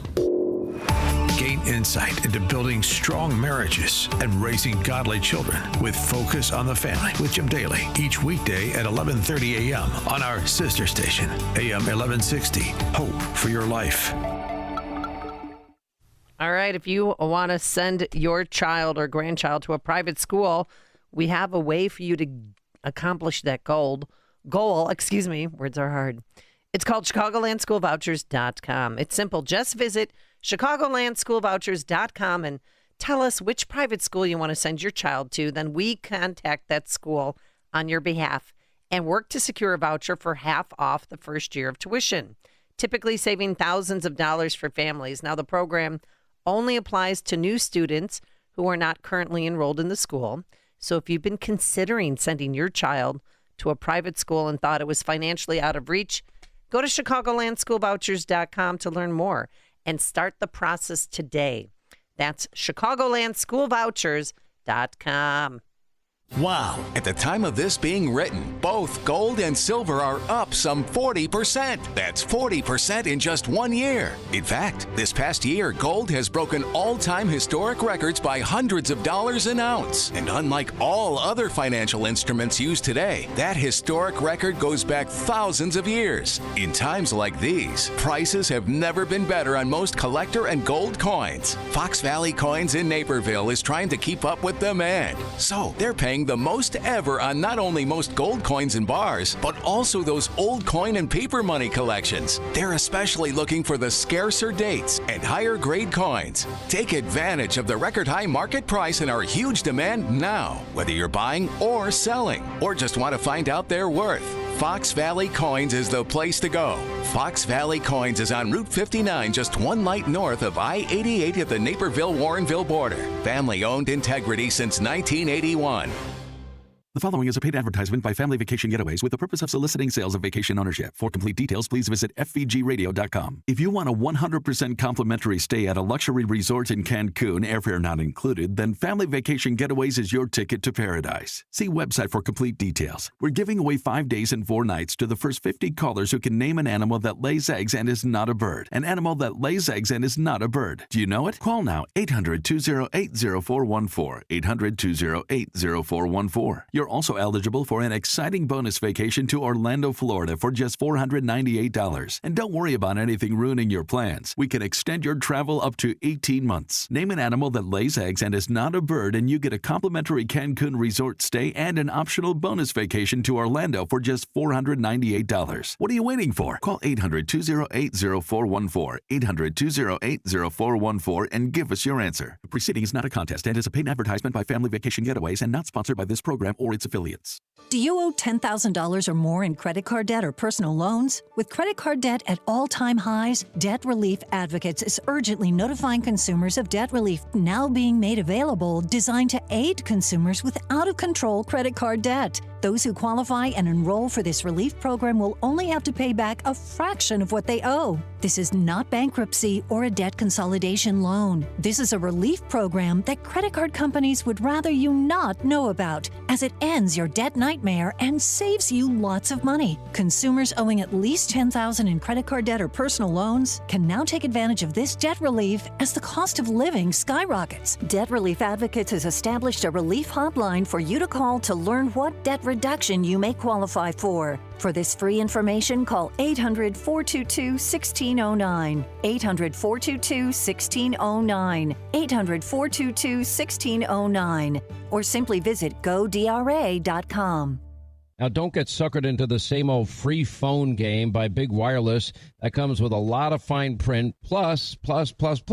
Oh, in other words, you pay more. At the end of the day, you paid for that, quote, free phone 3 times over. There is a better way. Pure Talk, my cell phone provider, a veteran-owned company, my sponsor, my wireless company, has a much better offer. A free phone with a qualifying plan for just $35 a month, and you get a brand new Samsung Galaxy A26. Just make the switch to Pure Talk for $35 a month. You get unlimited talk, unlimited text, 15 gigs of data with mobile hotspot and roaming, all on America's most dependable 5G network. Just dial pound 250, say the keyword Pure Talk, and Pure Talk's U.S. customer service team will help you make the switch in as little as 10 minutes. Again, just dial pound 250, say the keyword Pure Talk for your free Samsung Galaxy with qualifying plan when you make the switch to Pure Talk. Wireless by Americans for Americans. Did you know that AM 560 Radio has a full-service digital marketing division called Salem Surround? If you're a business decision maker, listen up. AM 560 listeners are everywhere your potential audience is. So are our incredible targeting capabilities. We localize digital marketing and put it within reach of every business, small and large, in Chicagoland and beyond. Salem Surround offers AI-powered marketing solutions that reach your ideal audience. Whether or not you tap into the proven live, local, and emotional connection that AM 560 Radio brings, Salem Surround offers a total marketing solution to our partners. All-in-one digital solutions that provide targeted local digital and social media ads, Google AdWords management, website services, video strategy, search optimization, and even a management dashboard to offer you total campaign updates and transparency. Your Salem Surround representative is located right here in Chicago. Experience the Salem Surround digital revolution today. Call 847-472-8951. That's 847-472-8951. AM 560, The Answer. All right, coming up at 8:08, this should be interesting, particularly given some of the testimony in court, in addition to another suit that was filed against P. Diddy. Let me just try the phrase on you. Itty bitty diddy. That's the claim. And the freakout parties, the details of the alleged freakout parties. Oh boy. Todd Spodek is a criminal defense attorney who's represented many high-profile clients. He's going to join us at 8:08 to talk about P. Diddy on trial. It is now 8 o'clock, AM 560 WIND. 4 days and a lot of deals. I'm Chris Foster, Fox News. President Trump's on his way back to the U.S. after a Middle East trip to Saudi Arabia, Qatar, and the United Arab Emirates. The president at a business roundtable today in Abu Dhabi. We're developing a lot of fans, but people have said they've never seen anything like's taken place over the last 4 days in terms of investment, in terms of the kind of money coming back into the United States. And all that money, the money is a nice word, but it's really jobs. He says the U.S. and UAE will together build a huge data center complex there to help power artificial intelligence provided by U.S. companies. He also today toured the Abrahamic Family House, a complex with a church, synagogue, and mosque. The president on Air Force One tells reporters Iran's been given a proposed nuclear deal and has to move on it quickly. And he says he'll meet with Russian President Vladimir Putin as soon as possible. The first direct but low-level Russia-Ukraine peace talks in 3 years have just ended in Turkey. Secretary of State Marco Rubio says the breakthrough is unlikely.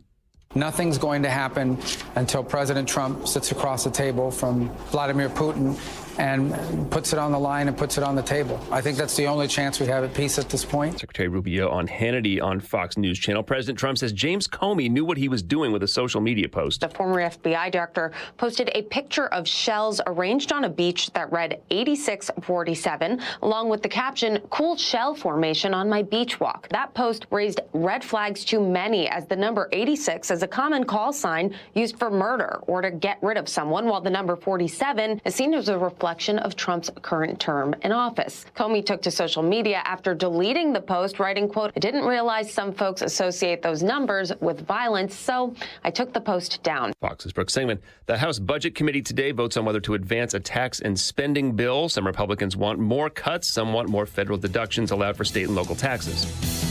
America's listening to Fox News.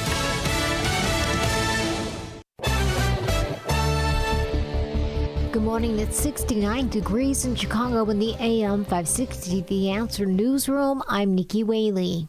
Weather concerns are blamed for delaying the start of the Beyoncé concert at Soldier Field. Last night's concert began several hours later than scheduled due to the possible severe weather. The show was part of the singer's Cowboy Carter tour. Beyoncé is also performing in Chicago on both Saturday and Sunday nights. Pope Leo XIV's home in South Dalton is going up for auction next month. The house at 212 East 141st Place was listed at $219,000 earlier this month, but was quickly taken down after Robert Prevost was elected Pope. The house is being auctioned off by Paramount Realty USA beginning June 18th. The Pope's parents bought the brick home brand new back in 1949. State lawmakers are providing an update regarding public transit fund negotiations. A deal is supposedly on track to be done and prevent severe cuts to CTA, Metra, and PACE before the end of the month. A shortfall of $771 million must be taken care of before then to avoid the cuts. The Regional Transportation Authority says at least 4 of 8 CTA train lines could be reduced or even eliminated. PACE and bus service could also be affected, with Metra looking at 40% service reduction. News is a service of Air Right Heating and Cooling. offering AM 560 listeners $56 off of any service, including inspections. Don't wait for a heat wave for that old air conditioner to break down. Visit Air Right Heating and Cooling today at AIR-RITE.com. Again, that's AIR-RITE.com. A check of the roads coming up in 2 minutes, but now time for the Signature Bank Business Beat. I'm Charles Payne, and this is the Fox Business Report. Casual restaurant chain Cava says it does not expect any additional price increases for the remainder of this year. Cava says it expects to see limited impact from tariffs since the majority of its ingredients are sourced domestically. Cava reported strong growth in earnings and sales in the recent quarter. For the full year, it expects to open as many as 68 new locations. Crypto exchange Coinbase says it refused to pay the $20 million ransom demand from the cyber criminals who were able to steal sensitive user data. Coinbase says the hackers apparently paid multiple contractors or employees working support roles outside the U.S. to get in. Applied Materials is reporting a slightly disappointing forecast, though its earnings topped expectations. That's your Fox Business Report. I'm Jenny Cosola, invested in you. For nearly a decade, AM 560 has marked the start of summer with a night of cigar smoking and great conversation. And this year, we've expanded Cigar Night to 2 nights. Wednesday, May 21st at Gobert's Farm in Pingree Grove, and Thursday, May 22nd at Gaelic Park in Oak Forest. Featuring the great Larry Elder, along with AM 560's Dan Proft and Sean Thompson. Tickets are on sale now at 560theanswer.com/cigar. That's 560theanswer.com/cigar. Sponsored by Opum Tax Advocates and attorney Stephen A. Leahy. Don't miss In Grace with Pastor Jim Scudder Jr., now heard on Sunday mornings at 7:30. Tune in and find hope as Jim Scudder explores God's Word and His world each Sunday morning right here on AM 560, The Answer. Attention! If you owe money to the IRS, this is an urgent message. The IRS is cracking down by sending out collection letters, garnishing paychecks, seizing bank accounts, and putting liens on homes and businesses. They call it enforced compliance, and you better watch out because penalties and interest on unpaid taxes compound daily, making it even harder to get out of debt. Don't let tax debt destroy your life. You need to call Optima Tax Relief, America's #1 tax resolution firm. They're experts in taxpayer assistance programs that can save you thousands if you qualify. A+ rated by the Better Business Bureau, Optima's resolved over $1 billion of tax debt for their clients. Let them fight on your behalf, helping to put your tax problems to rest. Call the tax professionals at Optima now for a free consultation. Call 800-965-1433. 800-965-1433. 800-965-1433. Optima Tax Relief. Some restrictions apply. For complete details, please visit OptimaTaxRelief.com. You've likely heard about Relief Factor and how so many people enjoy a better, more pain-free life because of it. If you're dealing with everyday pain, it makes sense you'd want to try it first. Well, Relief Factor makes that pretty pain-free too, with their 3-week quick start for just $19.95. An easy, affordable way to see how it could literally change your life. Relief Factor is a daily supplement that fights pain naturally, developed by doctors. Relief Factor doesn't just mask pain temporarily. It helps reduce or eliminate pain. In fact, the longer you take it, the more effective it is. Trying it couldn't be easier with their 3-week quick start for only $19.95. That's less than $1 a day. And it just takes a phone call. 1-800-4-RELIEF. That's 1-800-4-RELIEF. Wherever you're having pain, every day you feel better is a day you live better. Try Relief Factor's 3-week quick start today. Visit ReliefFactor.com or call 1-800-4-RELIEF. That's 1-800-4-RELIEF. From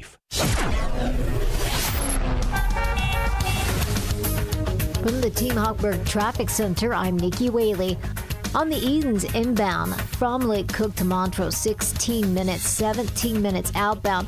On the Kennedy inbound from Montrose to the Byrne Interchange, 33 minutes, outbound 34 minutes. On the Eisenhower inbound from Wolf to the Old Post Office, 41 minutes, outbound 25 minutes. On the Stevenson inbound from the Tri-State to Lakeshore Drive, 39 minutes, outbound about 23 minutes. On the Dannemora inbound from 95th to the Byrne Interchange, 23 minutes, outbound 13 minutes. On the Dan Ryan Express lanes inbound from Marquette to Stevenson, 11 minutes, outbound 13. Chicago's Morning Answer continues next, but now a check of your forecast from the National Weather Service. Today becoming windier and warm with sunshine, a few clouds, a thunderstorm in spots this afternoon. Storms could bring localized damaging wind gusts, the high 88. Tonight a breezy evening, otherwise partly cloudy, low 55. Tomorrow breezy and cooler, clouds and sun, a high of 68. I'm Drew Shannon on AM 560, The Answer. Get the latest weather, traffic, and news updates online at 560theanswer.com. Now, from the Signature Bank Studios. This is Chicago's Morning Answer with Dan Proft and Amy Jacobson on AM 560. The Answer.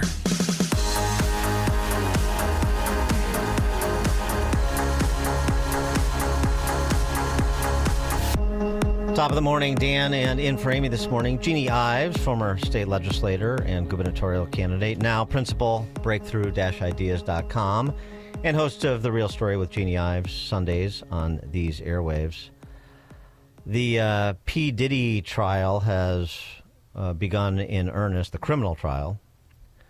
Of course, the civil suits continue to roll in. He is facing the loss of his freedom, the loss of his money, and the loss of his personal status in new and exciting ways.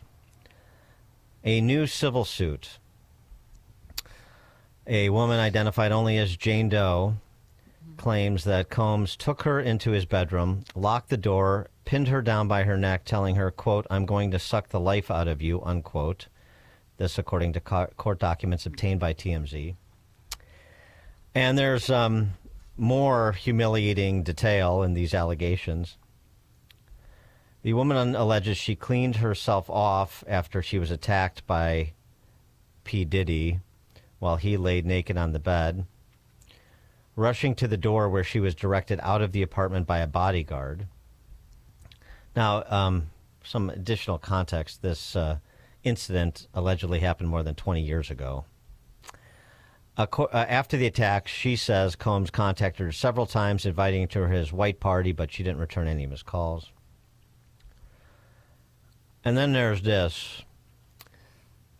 Court documents show that the woman felt, quote, relieved, unquote, after seeing Combs's, P. Diddy's, erect penis, which she compared to a large Tootsie Roll, because she wouldn't feel any pain because of Combs' small phallus that lacked, quote, length and girth. She referred to his Tootsie Roll as the itty bitty ditty. The butterfly, that's old. Let me see the Tootsie Roll. Yeah, 1994. Combs, I mean, I hate to make light of this, but I mean, in addition to that, this is getting interesting. Newsmax reported that Hakeem Jeffries, he's the minority leader in the House, the Democrat Socialist Party leader.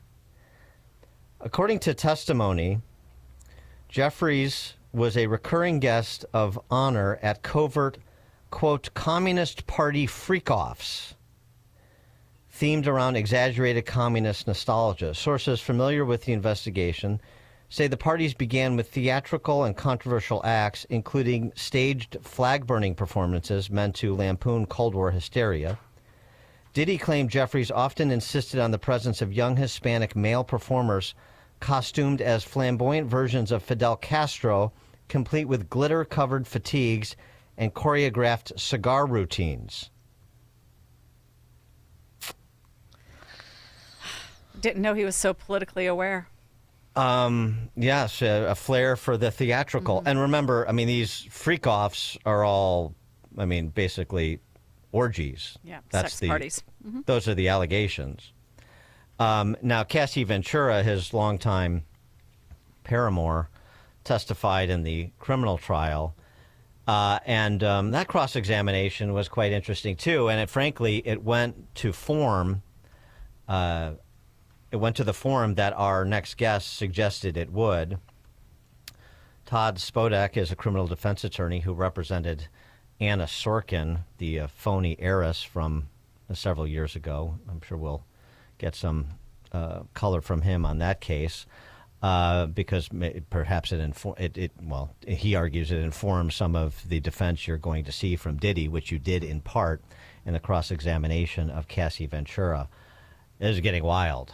I mean, it's serious because of the seriousness of the criminal charges against him, but it's also just so over the top. One wonders if P. Diddy's legal defense team will be able to separate in the jury's mind the salaciousness of this all from the standards required to convict him on criminal charges.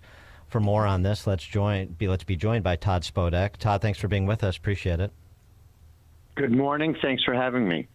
So, as I said, from reading your piece in The Spectator, it seems like you were right on the mark with what the criminal defense attorney, what Diddy's defense attorneys attempted to do, which is to basically say, look, this may be something you wouldn't want to participate in, Mr. and Mrs. jury member, but it was consensual. It was people that wanted to be around P. Diddy's star power. And just because it's not your cup of tea doesn't mean he did anything illegal. Is that a fair representation of what they attempted to insinuate? I think that's spot on, and you may have a place on the defense team if they need someone else. Because what's happening here is there's no question as to the underlying facts. Puffy and his entourage had these wild sex parties with both civilians and celebrities and all types of people, and that's going to be, uncontroverted throughout the trial, and they have to own that up front. And they have to try and frame it in a way that says these experiences were unorthodox, and certainly they may not be for everyone, but this is the lifestyle they chose to partake in, and that's fair and legal. And I think, the cross-examination yesterday of the star witness, Cassie Ventura, shows that there are text messages that support that, she wanted to partake in them, or at a minimum felt obligated to let Puffy believe that she wanted to partake in them. And the entire trial has to connect that these were consensual, dark, potentially violent sexual experiences, but these were adults consenting to them. But the problem, it seems to me, that he has is there are a bunch of accusers that have come forward. I mean, just search the sheer volume of them and the volume of witnesses the state will put on against him.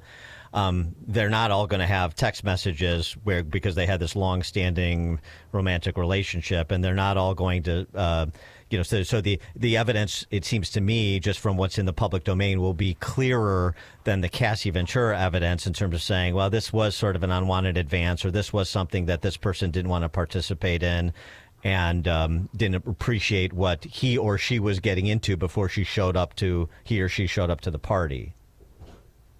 Yeah, I think that's accurate, and I think it's kind of like where there's smoke, there's fire. There is going to be a avalanche of testimony supporting the government's position that what he really was doing was coercing various people into this lifestyle. And so it's one thing to make that voluntary choice and choose to be part of it, and it's another thing to do it out of fear of violence, fear of retribution, fear of having your personal sexual life distributed online, as there's evidence to support he took videos of various people. And it's really, it's a really sad state when you hear this stuff. It's just horrible that, someone at the height of their power, who certainly had no shortage of men and women interested in being romantic with him, would choose to go down this path. So I think it is an uphill battle for the defense team. I think they're doing the best that they can, and certainly I respect, their position and what they're trying to do.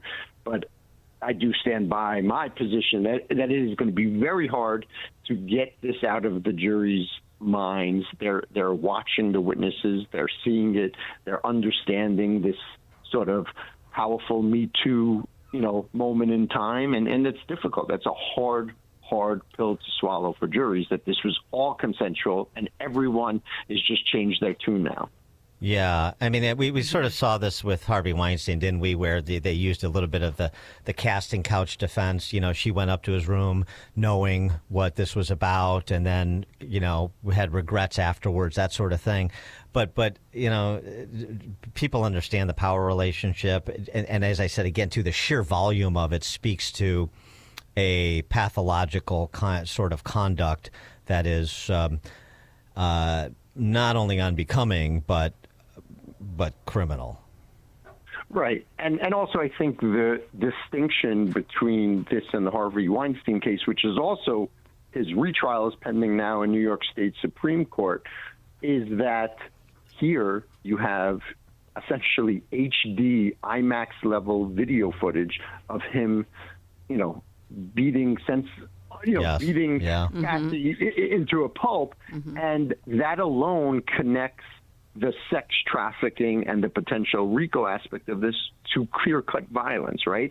And you have to think, if you're in a romantic relationship for 11 years and this is how you treat someone that you have to hold to, you know, very close to your heart, someone you love, you're building a life with, imagine how you would treat escorts and prostitutes and, you know, people who would just come to the party. If you would... Hakeem Jeffries. Hakeem Jeffries, political operatives in New York. But I mean, if you would beat your girlfriend of 11 years to that extent in a hotel public space, I think the jury is going to infer that that's how he interacted with other people in his orbit. And I think the testimony is going to connect that. And that's going to be very hard for a jury to overlook. You know, it just is. It's hard for anyone. You watch that video, good or bad, you know, as far as the jury goes and trying to understand what really happened, on its face, you see someone beating a young woman to a pulp.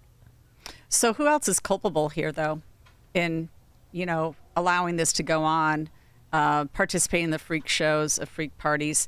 Who are these A-listers? Are they going to be exposed? Are any more people going to be indicted? Obviously, his bodyguards protected P. Diddy, even though as he was beating and raping, allegedly, folks. Yeah. I mean, at least, you know, my take on the case from what I read and see and speak to colleagues of mine, certainly the investigation's ongoing. I certainly think the people closest to him, you know, played a role in this underlying criminal activity. So certainly assistants, bodyguards, and you've heard testimony that they help set these things up. But the issue is going to be, you can legally set up a orgy and you can certainly partake in organizing and doing it. If you're transporting prostitutes over state lines, that's a different story. If you're buying illicit drugs, that's a different story. If you know women are being forced to do sexual acts that they don't want to do, that's a different story. But I think it will be harder to charge some of the minions in his circle than it is with people that have direct roles in the activity, the illegal activity. So certainly, you know, the government is going to look to see who else they could charge, and I know they're actively investigating it. But these things get difficult, and the same is true with the celebrities who potentially participated in it. If you go to one of these parties and you have consensual sex, like, that's not illegal. Somehow they'd have to be an accomplice or aid and abet other people in committing the criminal activity. So you saw from you know, the Maxwell trial and the Jeffrey Epstein saga, even though you have these high-profile names and even though they very well may have had sexual experiences with some of these people, it doesn't mean there's enough for criminal culpability. Do you suspect that P. Diddy would, if I could borrow the phrase, tootsie roll on others if he could and plead out, or there's just no interest from prosecutors for plea bargaining with him because he's the kingpin? Well, no, I think the prosecutors are always open to a cooperating defendant, someone who could provide information on others who are committing criminal activity. But I think here the exposure is so high that even if he was able to successfully cooperate, it still would not get him out of this. It would mitigate his exposure. It would reduce the sentencing guidelines, but he still would be going away for a very long time. So even if he cooperated against everyone and told every dirty secret in the entertainment industry, there's no doubt in my mind that a federal judge, after hearing all of this testimony and understanding all this, if he was to take a plea, would certainly send him to a long period of time, maybe 10 years, something like that. So I think from his perspective, it's all or nothing, right? Like, even if he cooperated, he's going away for a long time, so he's gambling that he could potentially prevail altogether. But if you were, on his legal team, would you say, look, this is a bad hand you have, and maybe we could get you 10 years. Otherwise, you're looking at 25 years to life, and then obviously it's his call. But do you think that conversation occurred? 1,000%. Any defense lawyer has a legal and ethical, a moral obligation to have a heart-to-heart with a client and explain the reality. And I often have this conversation where I'm like, look, from a plea bargaining perspective, you could mitigate your exposure and you can rebuild your life. Look, you do a few years in prison, whether it's state or federal, you could come back, you could, start a new career, meet someone new, have kids, blah, blah, blah. But you start talking about 10, 20 years, you're coming back to space shuttles taking you around and flying cars and the future. You start going too far in the future, you're not coming back to the world that you know. And that's the reality, right? And that's what happens in these cases. You get 20 years, you're done. Like, it's a life sentence. Look at R. Kelly, look at look at Maxwell. You're just not coming back to the world you know. If you ever get out again, you're coming back to Star Trek world. And I think that seems, I'm sorry to interrupt, but it also seems to me that you plead out. Now you have a criminal conviction that could be used against you in civil trials, and you're going to be bankrupted one way or the other. That's for sure. That goes without saying, and that's a reality to some degree. But certainly, if it was me advising my client and I was explaining to them that, look, you may be bankrupt, right, and that's a real reality here, but it's certainly better than spending the rest of your life in prison. And that happens in fraud cases. Most of my work these days is financial crimes and complex financial frauds. And if you plead in federal court, there's going to be forfeiture, there's going to be restitution. The life that you knew is gone. The lifestyle is gone, the money, the cars, the houses, all that is gone. But you can minimize your exposure to federal prison and you can live a normal life. And you got to balance those things out and make the right decision. But Puffy's definitely looking at this and saying, I'm betting I'm getting acquitted. I am going to, get goodwill with the jury. They're going to see that I have this diverse group of lawyers. They're going to see that I have various people from various backgrounds. They're going to understand that everyone wanted to be in my orbit. Everyone was, to some degree, consenting to have sex, right? Like, no one's saying that everyone who participated in this was forced against their will. So there's no question that some of the participants just voluntarily agreed. Some of them were paid, like the escort. Even Cassie talks about wanting to do it and having sex with the escorts. So the question is going to be whether they could somehow change that tune and make it that it was all like that this was one big fun party that lasted essentially, 10 years, and everyone who participated was a willing participant. Todd Spodek, criminal defense attorney who represented Anna Sorokin. Todd, thanks so much for joining us. Appreciate your time and insights. Absolutely. Okay, take care, everybody. Thank you. Todd Spodek joined us on the Turnkey.Pro Answer line. It's what Chicago is talking about. It's Chicago's Morning Answer with Dan and Amy on AM 560. The Answer. Spring. A time to get outside, be active, play with the grandkids, enjoy life. But if high blood pressure is holding you back, the sooner you get control of it, the sooner you'll stop being a walking time bomb. High blood pressure is a serious issue. Your blood vessels are constricted, your mortality risk is high. So what can you do besides take medications with side effects? Well, there's a delicious juice that can help bring your numbers back down. It's called 120 Life, and it has natural ingredients that have shown to lower blood pressure. Yes, a superfood juice is showing amazing results for high blood pressure without the side effects of big pharma medication. Try 120 Life risk-free now with a 2-week trial pack. Go to 120life.com and use coupon code 560 to save 15% and get free shipping. They're so sure it can lower your blood pressure in 2 weeks, they'll give your money back if you're not satisfied. Order now. That's 120life.com. Use coupon code 560 at checkout for 15% off.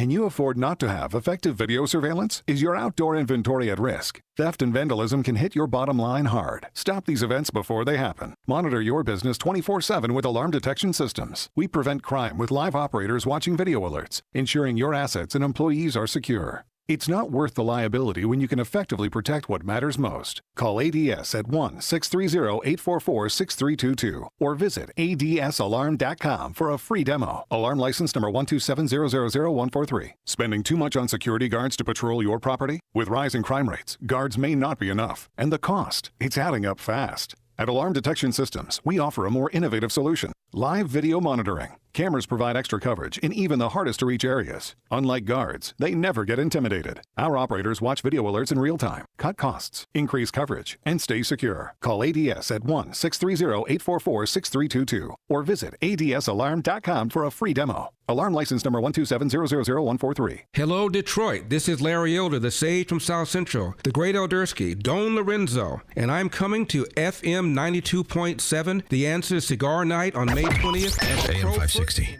Answer. Open mic! Open mic Friday! Call it now! Open mic Friday! Itty bitty ditty. That's going to be a hard moniker to live down. It is that time of the week. Open Mic Friday, taking your calls, 312-642-5600, turnkey.pro answer line.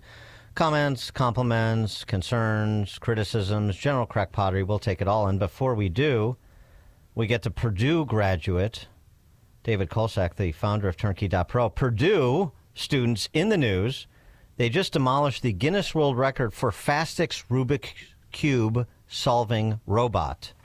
The Purdue students' Rubik's Cube solving robot solved the puzzle cube in just 0.103 seconds, which is faster than the blink of an eye. And the video is really cool.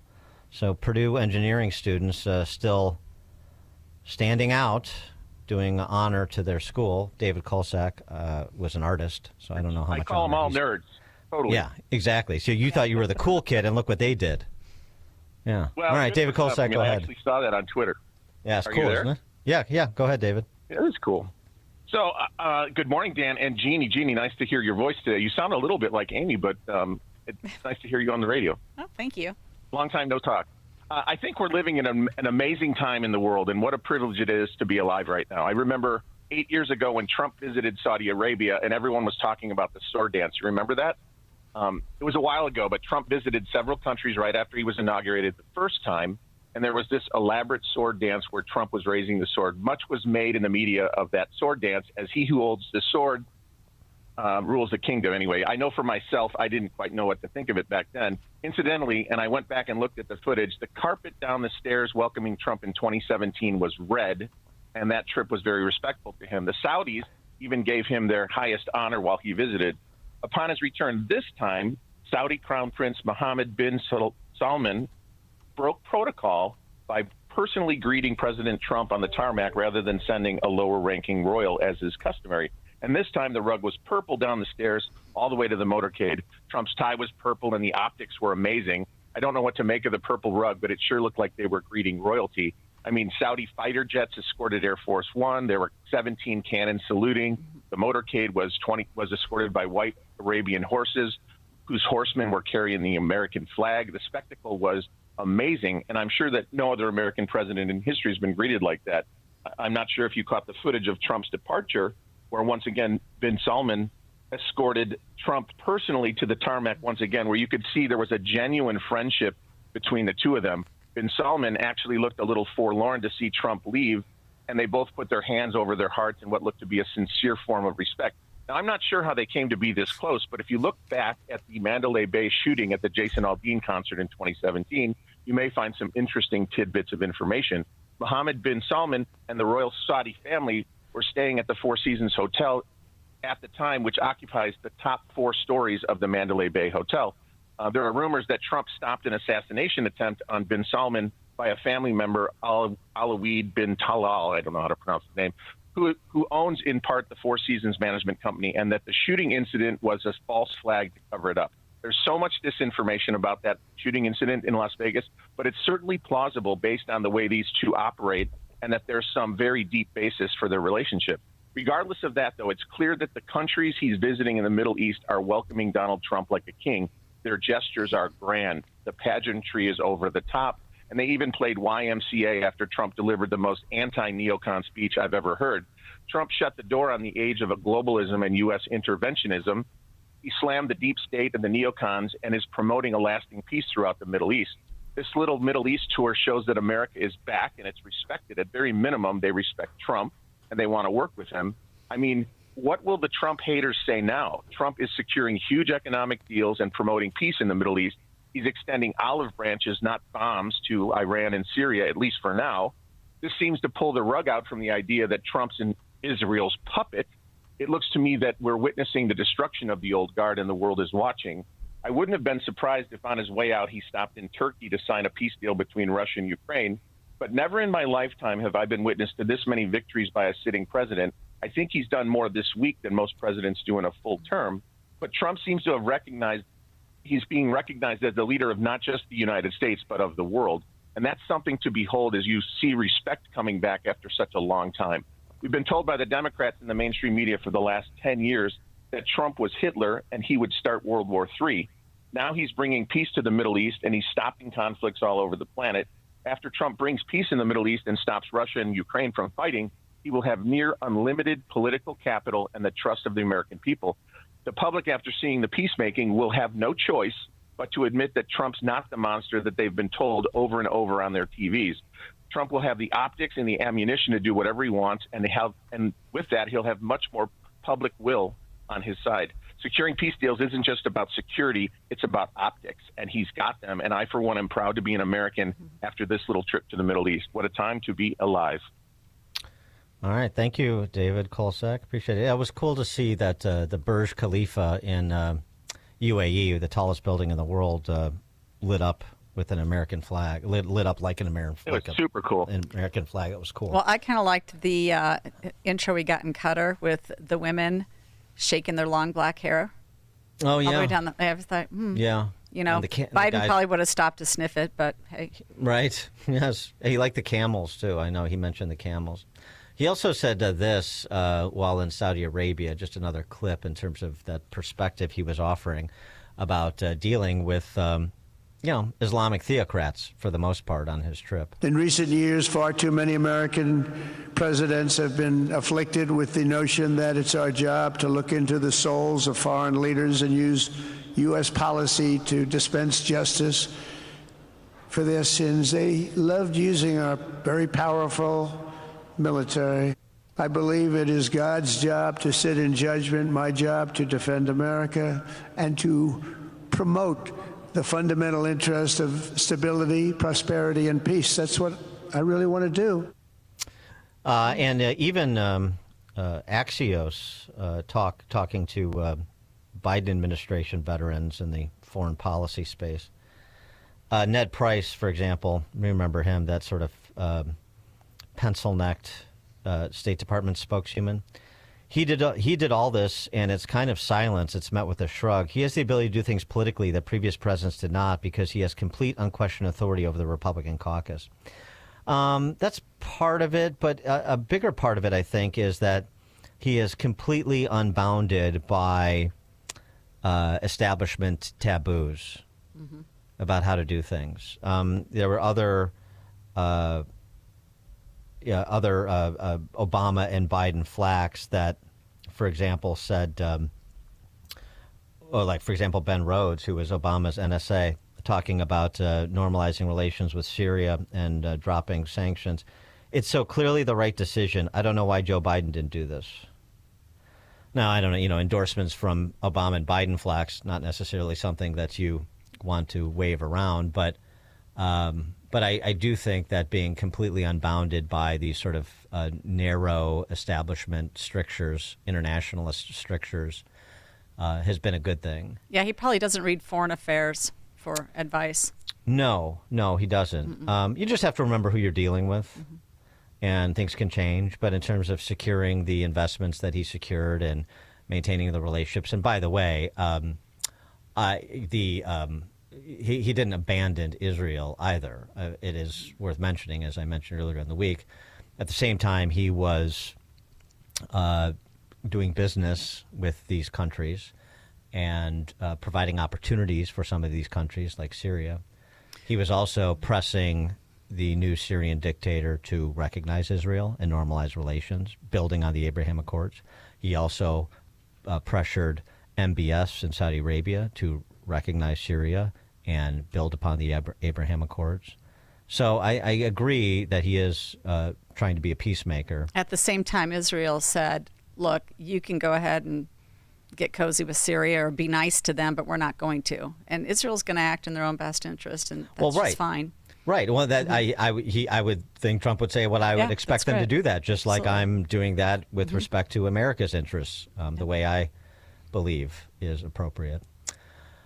312-642-5600, turnkey.pro answer line. Lines are open, and lines are jammed right now for Open Mic Friday. We'll try to get through several of these. But I do want to mention the end of an era in Oak Park. I do have to mention that before we sign off today, so please don't let me forget. Tony in Downers Grove, you're on Chicago's Morning Answer.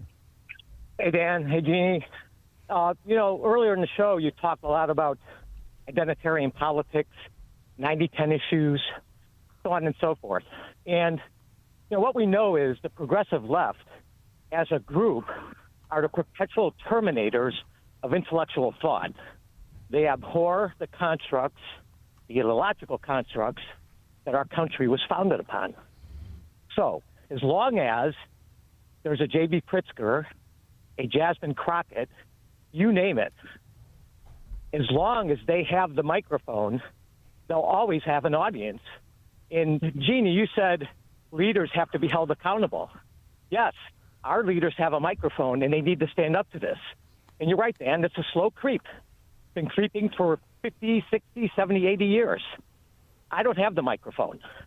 So leaders need to step up. Have a good weekend, and see you at Cigar Night. Oh, great. Thanks, Tony. Appreciate it. Oh, by the way, I agree with what Tony said for sure. By the way, the candidate leading in the very early, basically, notoriety poll for the Democrat Socialist nomination for president in 2028, is AOC. Yep. I think Pritzker wasn't even on that list. Yeah, you're right. List. Tells you where the party is. One other programming note I want to mention. For this weekend, the Hands Across Chicagoland that the neo-Marxist, two-page neo-Marxist party is doing. We have our friend Dan Davies over at Earthworks hosting a Celebration of America party. He's right there in Lisle, so he's right there in the middle of whatever will constitute this Hands Across Chicagoland event from the neo-Marxists. 12 to 2 p.m. at his place right there on Ogden Avenue in Lisle, 2111 Ogden Avenue, Patriot Party, 12 to 2. All are welcome, free music, free food. Should be a good time. And so an opportunity for, people who don't have a microphone to borrow from Tony to show up and at least have a nice time. And I'd be there, but I'm in demonstrate Cleveland. The contrast.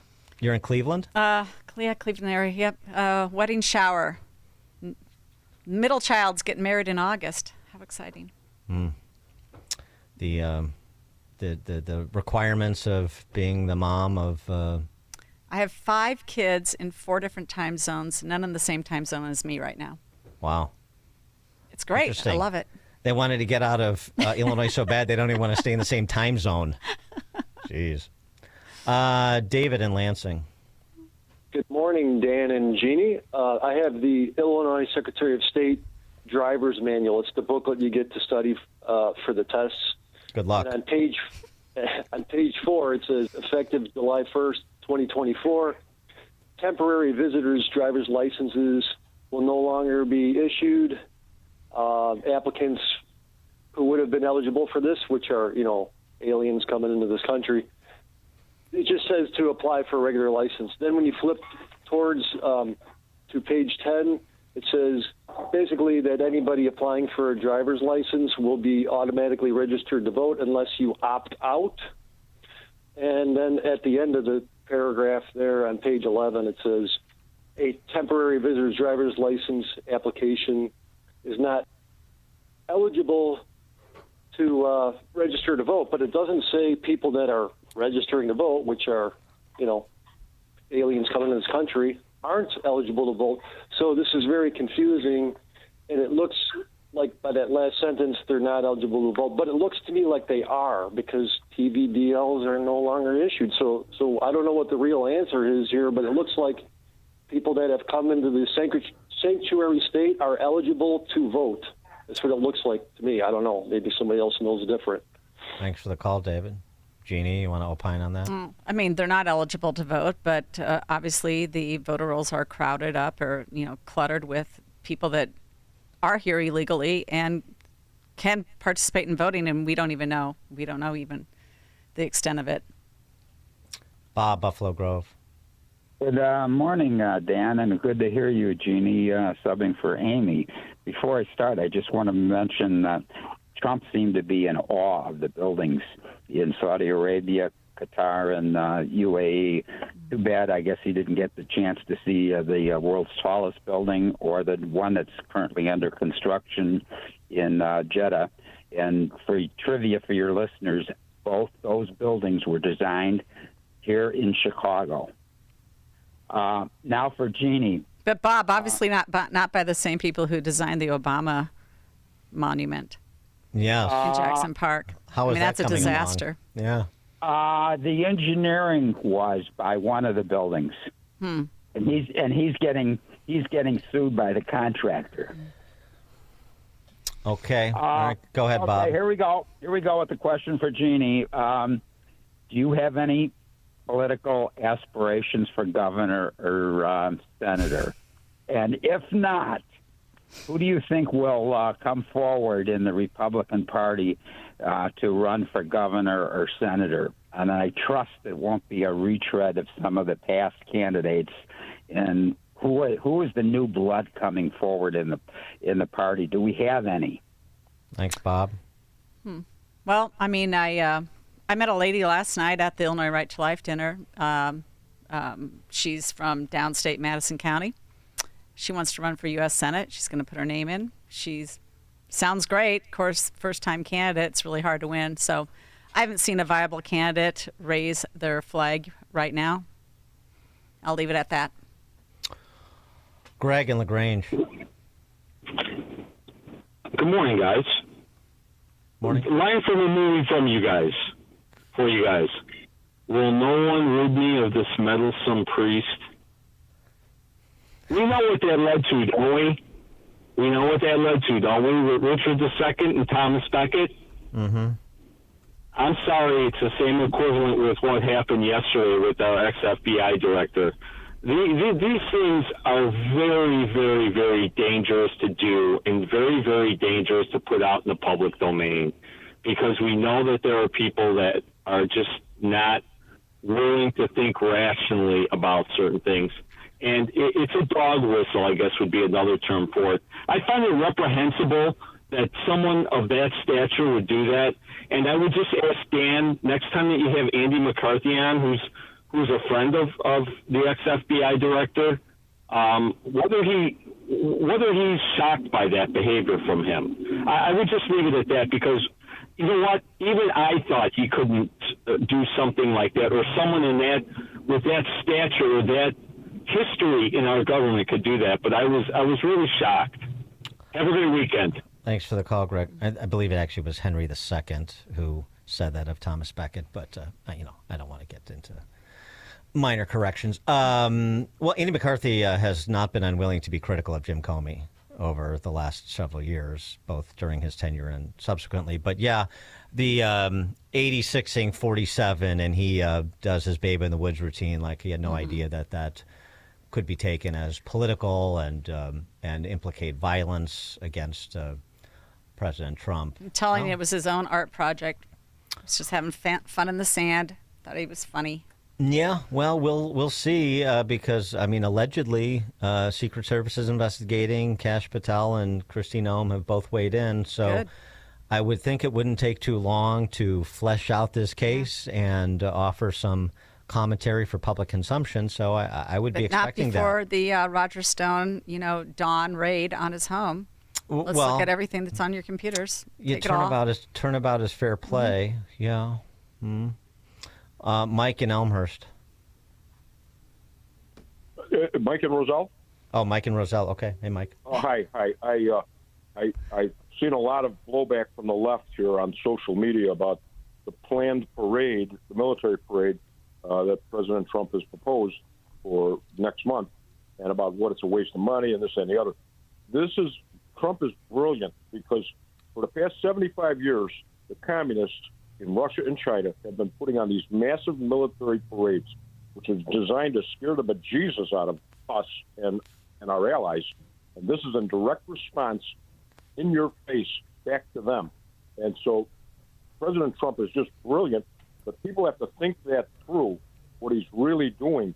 This is a response to 75 years of frightening displays by our enemies. And Trump is smart enough to be able to put it right back on them and in their face. And that's what I got to say. And people may not agree with me, they may not believe me, and they have a response to that that's completely different, but it ain't going to change my mind because I know exactly what's going on, and I know exactly how President Trump responded to it. The man is brilliant. He's brilliant. Thanks for the call, Mike. It's an interesting perspective, sort of saber-rattling back in the direction of our adversaries, the Russians, the Chinese communists. I also think that he's raising private money to put on the entire celebration. Plus, I mean, look, it's the 250th birthday of the U.S. Army. We've got to celebrate that. There's that, too. That's a good point. Rick, Downers Grove. Hey, good morning, Dan, Jeannie. I got a question. With the success Trump has had in the Middle East, and it seems like the world leaders around the world respect him in America again, and the success he's having here, do you think that might influence the two conservative / kind of liberal members of the Supreme Court to make a decision that conservatives want them to make? No. In short, thanks for the call, Rick. I don't know. I don't know exactly what's going on with Amy Coney Barrett. I don't exactly understand it. I have some people who know her who practiced law in some of the same venues, and colleagues of hers at Notre Dame. So there's some theories about what's happening, but I don't know for sure. And Kavanaugh's pretty solid. There's been some cases where I would have gone a different direction, but he's been pretty solid. Amy Coney Barrett is the real wild card here, I think. All right, don't let me forget an end of an air in Oak Park. Kevin, Austin, Texas. Good morning, Jeannie. Good to hear you on the line. I hope your car is in good shape. And it is. Kevin's the insurance adjuster that handled my claim. I couldn't believe it. It was kind of weird how life turns out. Anyhow, I want to ask you, so if somebody wanted, we're talking about trying to get a standing army for the GOP in Illinois. Somebody's listening. How do they as you've been a precinct chair, how does somebody become a precinct chair so we can have that standing army in Illinois? Just reach out to your township Republican organization. The ones in DuPage, at least, all have their own websites, and you can connect with them, send an email, say you're interested in coming, and they'll invite you into a meeting, and then they'll vet you. And then what kind of a commitment would it be? Like, if somebody does get involved, what should they expect?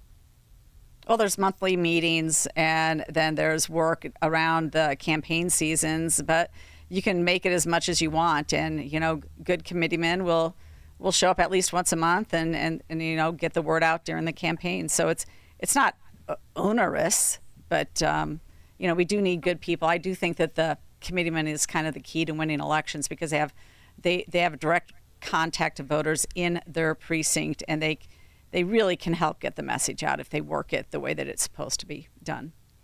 Awesome. Well, thank you so much, and I hope I don't have to call you on anything else, or you calling me. Have a great rest of the day. Thanks for the call. Some sort of road rage incident, Jeannie? No, believe it or not, I got sideswiped by an Ozinga cement truck, and so I'm not kidding you. And so we put in the claim, and Kevin in Austin, Texas, was the claim adjuster. Oh, that's funny. It's so weird. All right. Small world. Yeah. Okay. The Prime Minister, Ogden Dunes, Indiana. Perspicacious prof, paired with the great thinker Jeannie Ives, heir to the fabulous Burl Ives fortune. Now, I may be dating myself, but even though I was never myself an astronaut, I still dream of Jeannie. Hi-oh. Okay, hurry up. All right, that's one. Well, hurry. You call my guy a Mercedes Marxist, but I think you two are a wee bit jealous that J.B. Lizzo has been called to the higher realms of government and gives vice to the viceless. He's leading the fight against capitalism and the farces of Wall Street. You may not know it, but it is I who crafted J.B.'s difficult tightrope walk, embracing his girth as a latter-day Buddha. It's not easy being an enemy of capitalism when you're extremely rich, so I'm modeling his campaign after the similarly corpulent Buddha, who also inherited great wealth but maintained purity by giving it all away in his 20s. So I told Lizzo to expose his tummy so voters could rub for good luck, and I demanded he give away his money. But he told me he would not renounce his wealth and free himself from this dollar sign because he wants to know the tune the devil is playing. You lost me at expose his belly. Yeah, right. It's tough. Did you guys know that the Buddha's translation of that word is the awakened one? That's where they got the term woke, you know. Thanks for the call and the tutorial there, PM. All right, Susan Buchanan. Susan Buchanan is ending an era of Susan Buchanism in Oak Park. You may remember Susan Buchanan. We've profiled her on this show because she has been such a stalwart for race hustling, identitarian politics. One of the more hysterical, screeching harridans in the leafy, wealthy suburbs of Chicagoland, and that's really saying something. But she's burned out, serving as a trustee in the People's Republic of Oak Park since 2019. She said, I was very enthusiastic about politics and playing my role to keep Trumpism from spreading. Over the years, and this may have to do with losing my parents, I feel like my skin isn't quite as thick anymore. I don't want to be in the public eye right now. I don't want to read my name in the paper. I just feel like I'm not emotionally equipped right now to hear from people in the village about my decisions at the board level. I think it's probably wise for her to take a mental health break because this is like from years ago, like 4 years ago. Susan Buchanan going nuclear against a couple of her fellow honky board members over this sort of meaningless virtue signaling resolution in support of diversity generally in Oak Park. You know, important work that she did. And this is how that went down. An instant classic from Susan Buchanan. Remember her service fondly. I don't want to hear what you have to say. Oh, my gosh.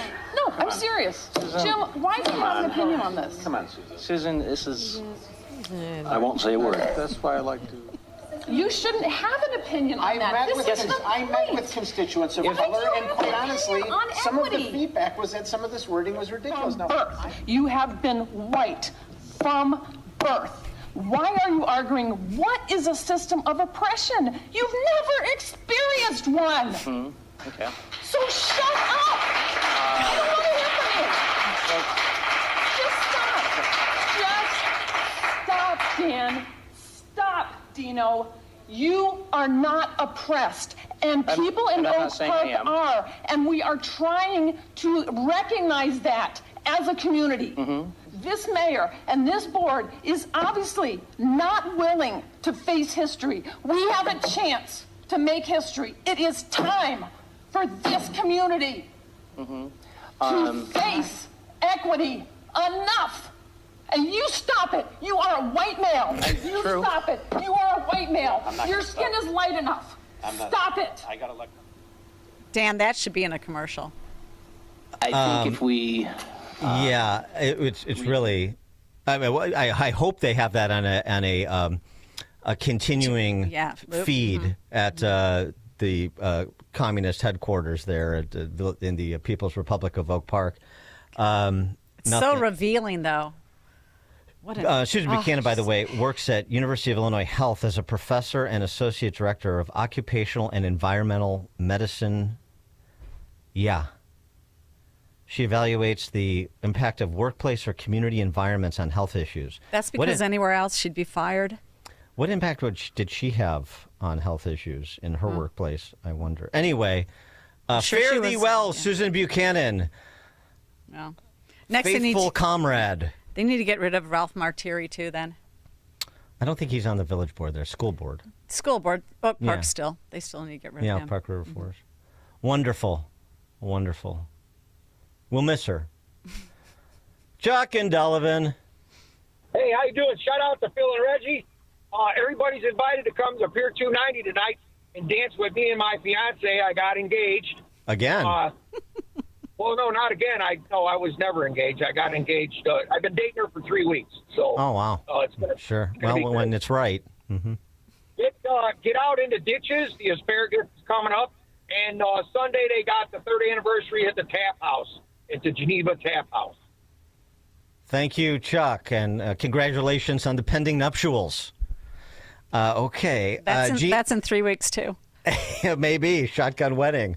Jeannie Ives sitting in for Amy Jacobson. Thanks so much for joining us. Jeannie will be back with us on Monday, so we'll catch up with everybody then. It is now 9 o'clock, AM 560 WIND. Ukraine-Russia peace talks go nowhere. I'm Chris Foster, Fox News. The first direct peace talks in 3 years are over after less than 2 hours in Istanbul, Turkey. President Trump says he'll meet directly with Russian President Vladimir Putin as soon as we can set it up. The president in the United Arab Emirates there, the last stop on a 4-day trip to the Middle East. He's on his way back now. He tells Fox's Brett Baer former FBI Director James Comey was calling for his assassination with a now-deleted social media post. A picture of shells he saw on the beach arranged to form the numbers 8647, as in 86, get rid of, 47, the 47th president. He knew exactly what that meant. A child knows what that meant. If you're the FBI director and you don't know what that meant assassination. Comey says he didn't see the violent connotation.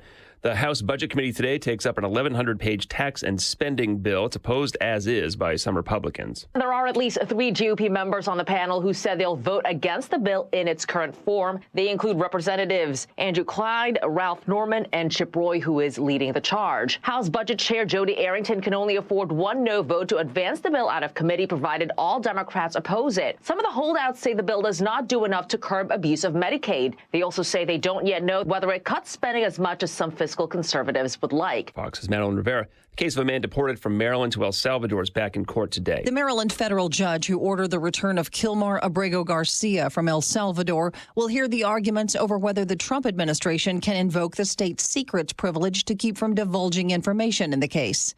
Trump administration lawyers cite potential harm to national security if details are made public.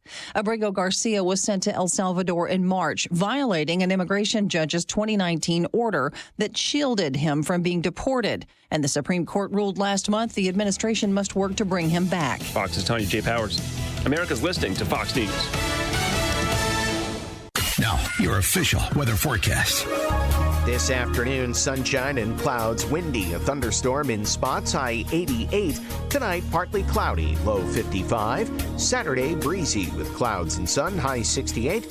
Sunday's high 65. I'm Andy Robb on AM 560, The Answer. Get the latest weather, traffic, and news updates online at 560theanswer.com.